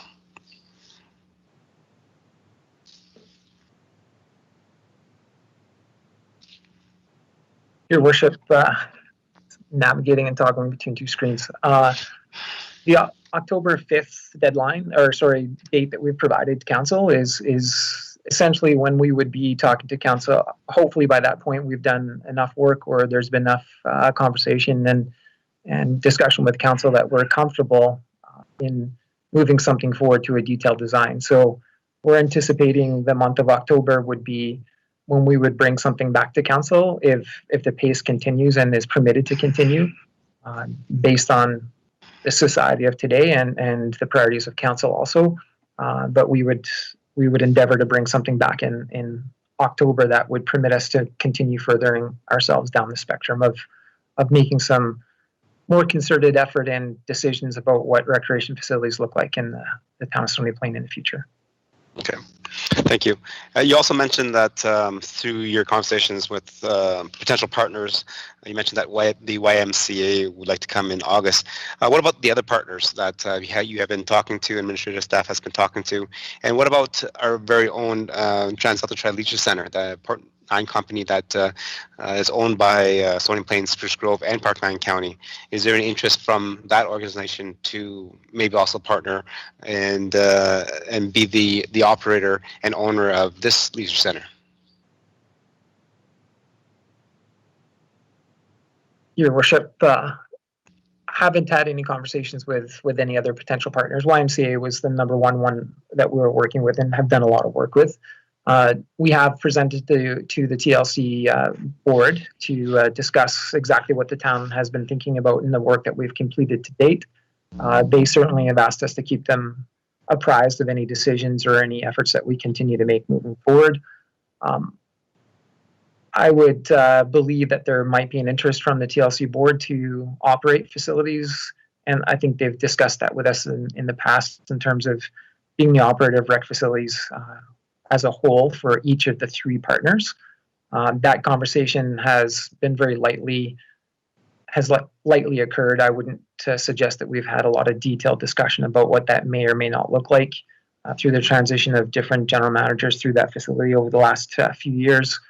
The conversation seems to ramp up, and then we get a new general manager, and it comes back around a few months later. So certainly not one we've had great conversation with the current general manager, but something that I think if we continue moving forward and we take a concerted approach to recreation facility offerings in the future, the TLC probably is a name that we might want to consider with respect to an option to operate, and that would be something that they would have to come back to us with some options, and I think that would be part and parcel of a consideration moving forward in terms of the overall operation of a facility. As we know, we're in that $1 to $1.2 million deficit on an operational facility such as the aquatic facility. Perhaps the TLC can do it cheaper, but we would have to let them do some analysis on the final design of that facility before they would be able to give us some concrete numbers and have that as an option. So I think once we're settled on a design, we can certainly go to other partners and operating partners and provide them an opportunity to provide some feedback to us and analyze that with what we suspect would be our own operating of that particular facility. Okay, thank you very much. Okay, I don't see more hands up or any questions sent to me that any councillors want to speak. So we have Councillor Loy making the motion to accept for information. Is there anybody opposed to accepting for information?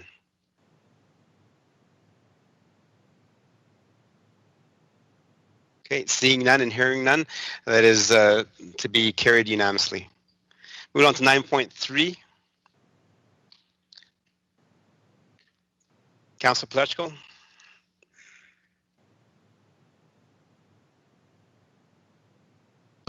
Yes, thank you, Your Worship. The Town Council direct administration to advertise a public hearing for bylaw 2631/DNP/20 to be held on June 22nd, 2020. Thank you, Councillor Bletchko. This has been a long time coming. As Council is aware, this was set to go earlier, and with the whole COVID-19 situation and pandemic, we had to postpone any public hearings. And it looks like our staff has come to a kind of comfortable stage in this pandemic that we can actually hold one either virtually or social distance in chambers. So go ahead, administration. Thank you, Your Worship. Not much to report on for this item. As you've mentioned, this is now before council after a short delay. The province has established procedures for online public hearings that the town would be following. If that is the case on June 22nd, we are advertising we would advertise the public hearing in that regard, and we'd follow all the statutory requirements that the province has set up through legislation. Thank you, General Manager. Members of Council, you've had the chance to go through it. There's not very much in the agenda item. It's just to advertise the public hearing. As you can tell through the agenda, as it has been circulated to the AMRB, which we need to do, and we received a letter of, I guess, compliance to the growth plan. And so the date for it is June 22nd, 2020. Okay, so members of council, any questions and comments regarding the motion or the presentation that we read? Councillor Laurie, go ahead.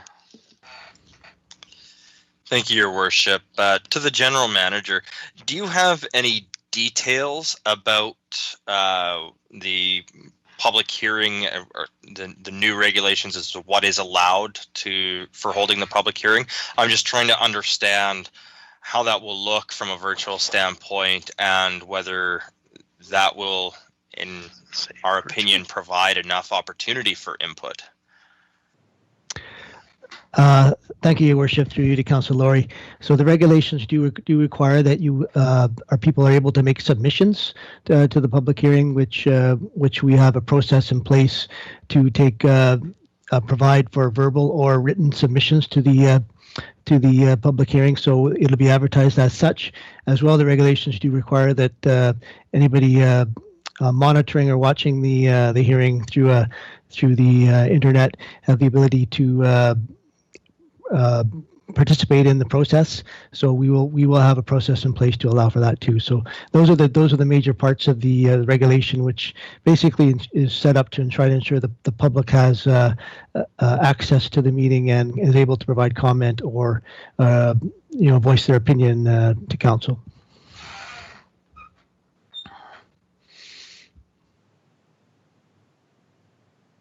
Thank you very much. Councillor Laurie, anything else to add? Thank you, Your Worship. Just a general comment. We've seen since the impact of COVID-19, we've had 0 submissions in our public input session, and I am a little bit concerned about our public's participation. I mean, ultimately, if the members of the public wish to be involved, there is a process in place in which they are able to.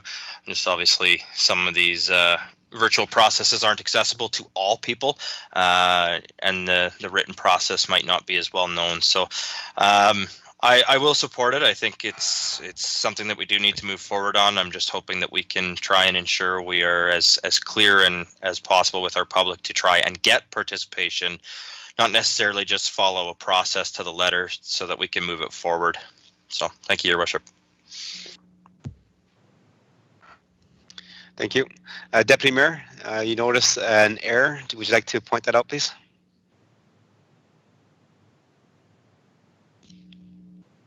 Thank you, Your Worship. Yes, on page 289, where on the 3rd paragraph, it says, in addition, the Edmonton Metropolitan Region, it's written broad, it should be board. Thank you. Thank you very much for noticing that, Councillor Matthews. It's a good thing that you mentioned it, because I don't think the AMRB board would like us to be calling them broad. So thank you very much, Deputy Mayor. Any other questions or comments from members of council? Okay, seeing none, there is a motion on the floor to direct administration to publish the public hearing for June 22nd. They'll be advertised as well through all the channels that are required. Is there any objections to the motion? Okay, seeing none and hearing none, it is now carried unanimously. Thank you. Moving on to information items and council discussion. We're at the point. And this time we will start with Councillor Meyer. Go ahead, sir.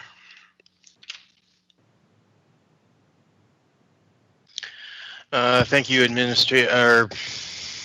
Thank you, Your Worship. I will just give are you looking for an update on the task force specifically? Yes, so as a standing update to members of council, the task force chairs will have the chance to provide updates, and as well anything else you want to provide information or discussion to members of council as well. Okay. Well, we've only met once since our last update, and so I don't have much to add. I will start backwards, though, and just give kind of a quick recap of what we have done. So most recently, we are working, and the video should be getting shot, I believe it was last week, and it should be out soon. Do look for it in our media feeds. Of course, May 11th, we, as a council, we forwarded along the tourism strategy, or we threw our support behind that. And then, of course, led by the Parkland Chamber of Commerce, they've led a program encouraging buying local. I would just make a note to that during this time. Just if people appreciate the sacrifice that some of these small businesses made for the greater good of our community. When it is time to come back and they are opened, I do strongly encourage people to make a point of supporting them, because it was a big sacrifice for them. Anyhow, back to my report. Also led by also approved by the town council, we addressed property tax penalty deferrals, utility penalty deferrals, and business license fee rebate. Another effort led by the Greater Parkland Chamber of Commerce was delivering timely guidance to business on navigating the challenges of COVID-19 with a series of online webinars. Coordinated through the Town of Stony Plain Economic Development, Greater Parkland Chamber of Commerce, coordinated and accurate information to local businesses regarding COVID-19 programs, and led by the Chamber as well, gathering just more surveys there. I did also want to mention, sorry, I fell out of line here, another effort led by the Chamber of Commerce, which is the Get in the Loop app, which promotes available local businesses to residents during the crisis. So again, I encourage everybody to get that app. It's Get in the Loop, and you should see a wide variety of offerings that our local businesses, both chamber members and non-chamber members, have had an opportunity to sign up for there. So I hope that gives everybody a good idea what the task force was up to. On a personal note, starting to see people return to businesses. I ran past the golf course the other day. I saw a lot of people there using the facilities, and so things are starting to return a bit to normal, a new normal, but anyhow, thank you. That's all I have. Thank you, Councillor Meyer. Moving on to Councillor Laurie, please. Thank you, Your Worship. Yeah, just a quick update here in respect to the social stream of the Mayor's Task Force. As many of you know, we've done a lot of great work up to this point in time, and tomorrow you will see a very excited news release go out in respect to Farmers' Days. As we are aware, Farmers' Days activities were canceled due to the COVID-19 pandemic, and that came before council a little while ago. So at this point in time, we're very, very excited to be bringing an initiative forward to keep Farmers' Days alive within the community for 2020. Most of council has seen a little bit of the information at this point in time, just with some feedback we've been looking for, and we have great sponsors and partners on board to help us make it a fantastic weekend. In addition, you'll have seen an announcement on the town's social media about Canada Day festivities, and that the town is currently looking for those who have gone through a citizenship ceremony, not necessarily just in Stony Plain, but in general, to be a part of a project that the town's working on for Canada Day.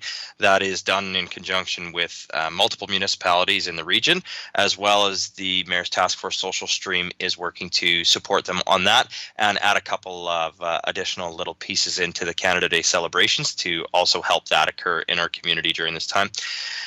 In addition, we've looked at the outdoor movie. As we know, the outdoor movie is planned for late August, and unfortunately at this point in time has been on the list of cancellations due to COVID-19, but we have seen Alberta Health Services release regulations for outdoor movies and outdoor events such as weddings and religious ceremonies, and we've seen some very successful events already run very close to home, such as at the River Cree Resort and Casino.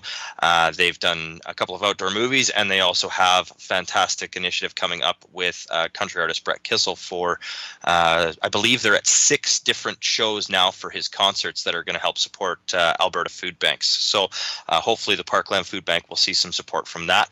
So a couple of great things that we're working on, and looking forward to seeing some of those details emerge, and keep your eyes peeled for the news release tomorrow morning, and share that far and wide so we can get out to our community all that's going on.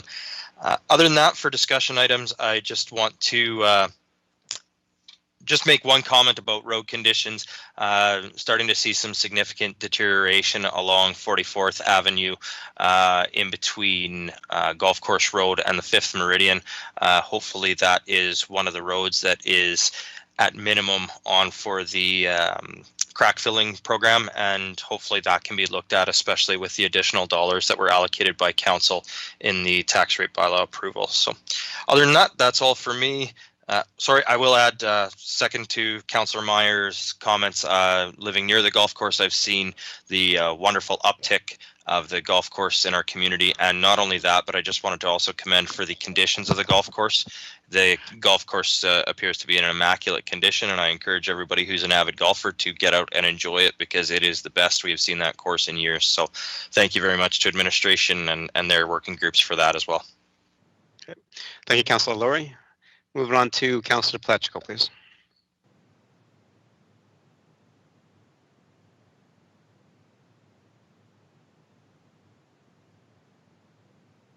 Can you hear me?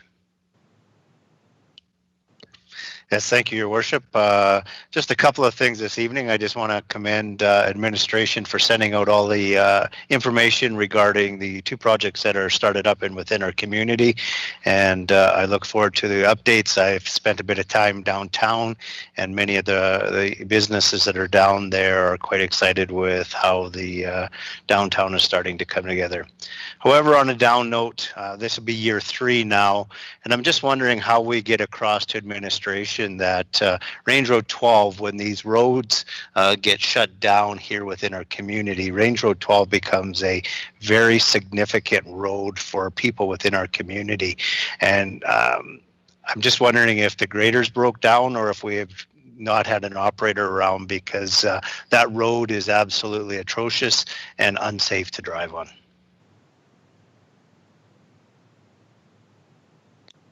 Thank you, Councillor Pletchko. Maybe the GM can weigh in on to the kind of service that council has approved for Range Road 12. Thank you, Your Worship. Through you to Councillor Pletchko. So the service level on our gravel road is once a week grading. Previously I did ask if that was taking place, and I do understand it has taken place previously. Now with the rain on the weekend, it likely could need some attention this week, but our current service level on the gravel roads is one grading a week. Okay, thank you. And with that, because we had the recent rain last couple of days, how many days do we have to let it dry before we can get out there?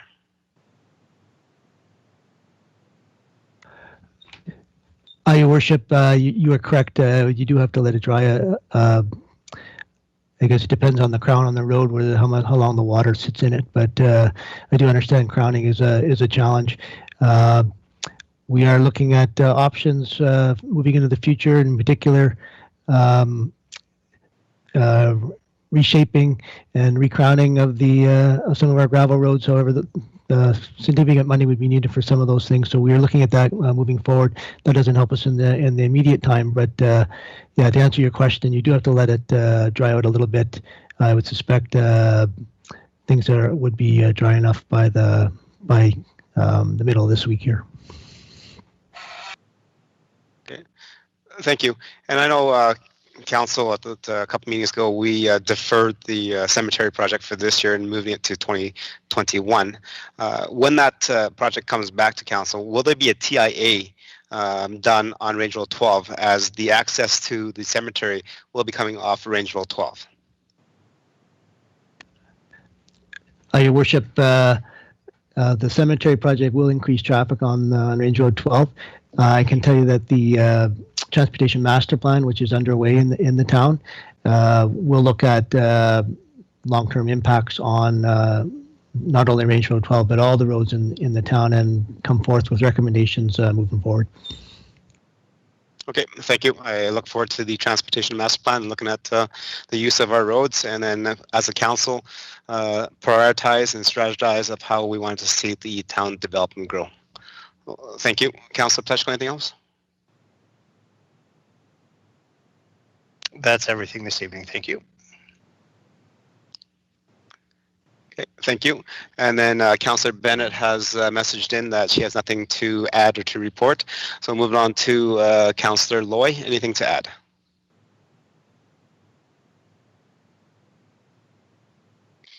Yes, Your Worship. I'd just like to piggyback on 44th Avenue. That is a major road that goes east and west in our town. It is a real disgrace, and it's over 30 years old now and has not even had an overlay. I think it requires more than just patching and stuff like that. So I do support that the highway, or pardon me, 44th Avenue is a high priority. And another thing for our general manager of planning there, I had a call from the a complainant there, or a citizen in the town, regarding Folkestone and the building that's going in there, that there's some heavy trucks that are moving in there and it's damaging the road. I haven't gone over there yet to take a look at it, Your Worship, but just going to give you a heads up to the general manager of planning if they can send somebody around there and just see how serious this matter may be. That's it, sir. Okay, thank you. General Manager, did you get that? Yes, Your Worship. We are aware of a small failure on coming out of that project. The heavy loads are going in not from that direction. It should be going out that way empty. So we have been over there to check in on the project, and we have contacted the company doing the construction to remind them of this fact. But there is a small failure in that one road that we will have to take care of in the near future. In relation to 44th Avenue, 44th Avenue was one of the roads that we've done testing on this year. And so we're just awaiting the reports on our testing to determine next steps in relation to the repair that is urgently needed in the town. Thank you. Okay, thank you. And then moving on to Deputy Mayor.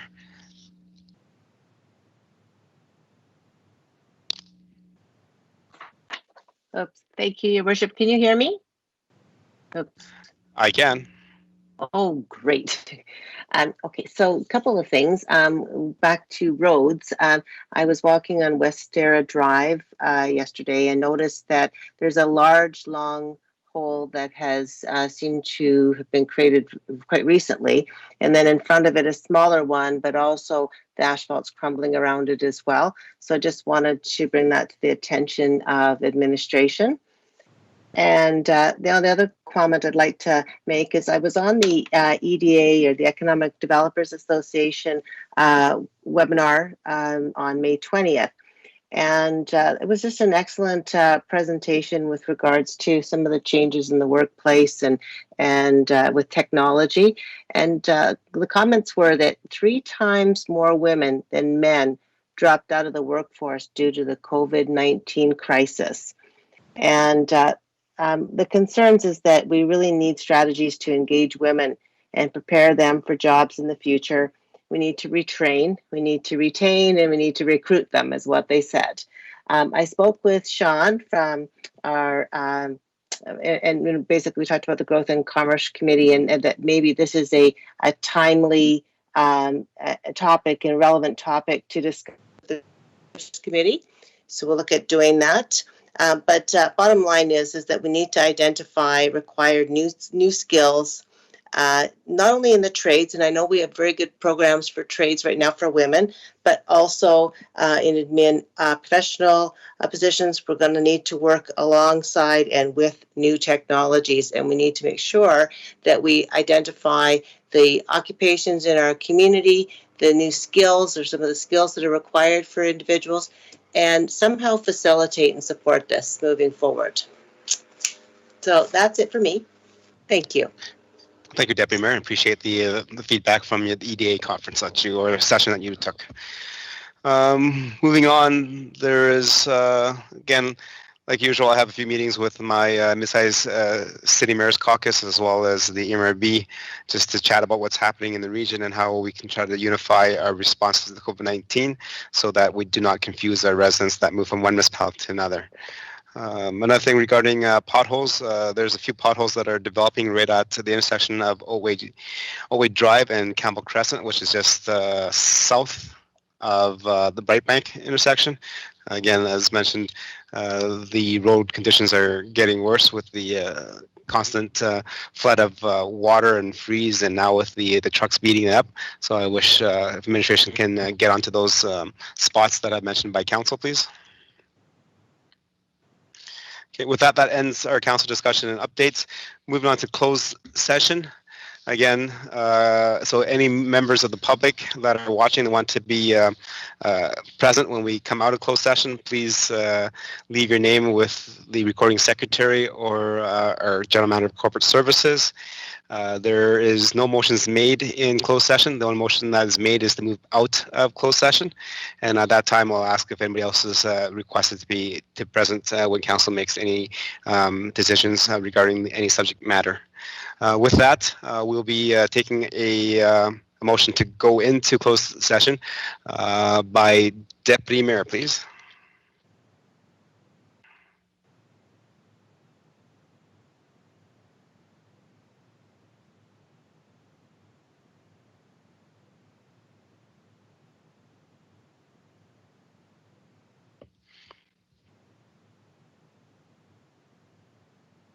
Right, Deputy Mayor, you want to make a motion to go to the closed session?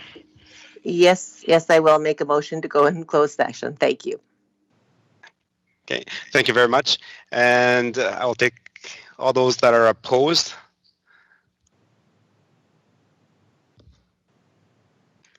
Okay, see nobody has chimed in about opposing it. I will deem that as carried unanimously. And with that, we'll call for a 10-minute recess before we go into closed session. So it allows administration to get everything all set up, and those people that are not supposed to be in closed session can log off. Thank you very much. See you guys in 10 minutes.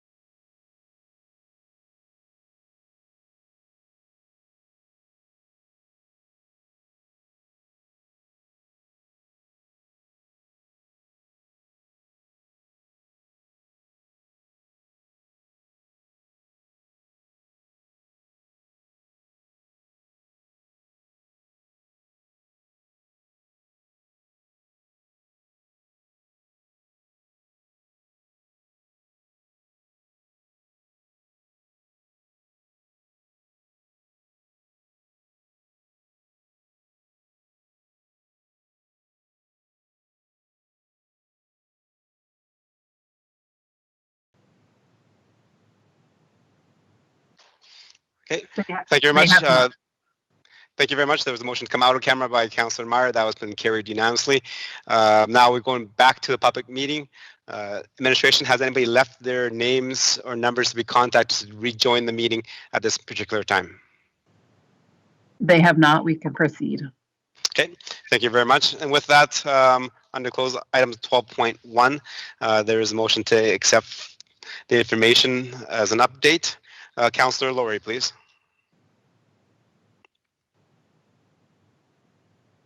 Thank you, Your Worship. I'll move that council accept for information the land update for Stony Plains Central School. Okay. Thank you very much, Councillor Laurie. Anybody opposed to that motion? Okay. Let me just check. Nobody has chimed in. Nobody has texted that they are opposed. So that is carried unanimously. So thank you very much, members of council. That is carried. And that comes to adjournment. Thank you, administration staff, for the work that you've done, and especially with the report on the flood mitigation. I look forward to some action items coming back to council as we decide how to best approach the recommendations that have been presented to us. Thank you very much for members of council for reading your agenda packages and bringing your thinking caps on. Sometimes it's hard, sometimes it's easy, and you guys make it look very, very easy all the time. So thank you very much. With that, is adjourned. Thank you.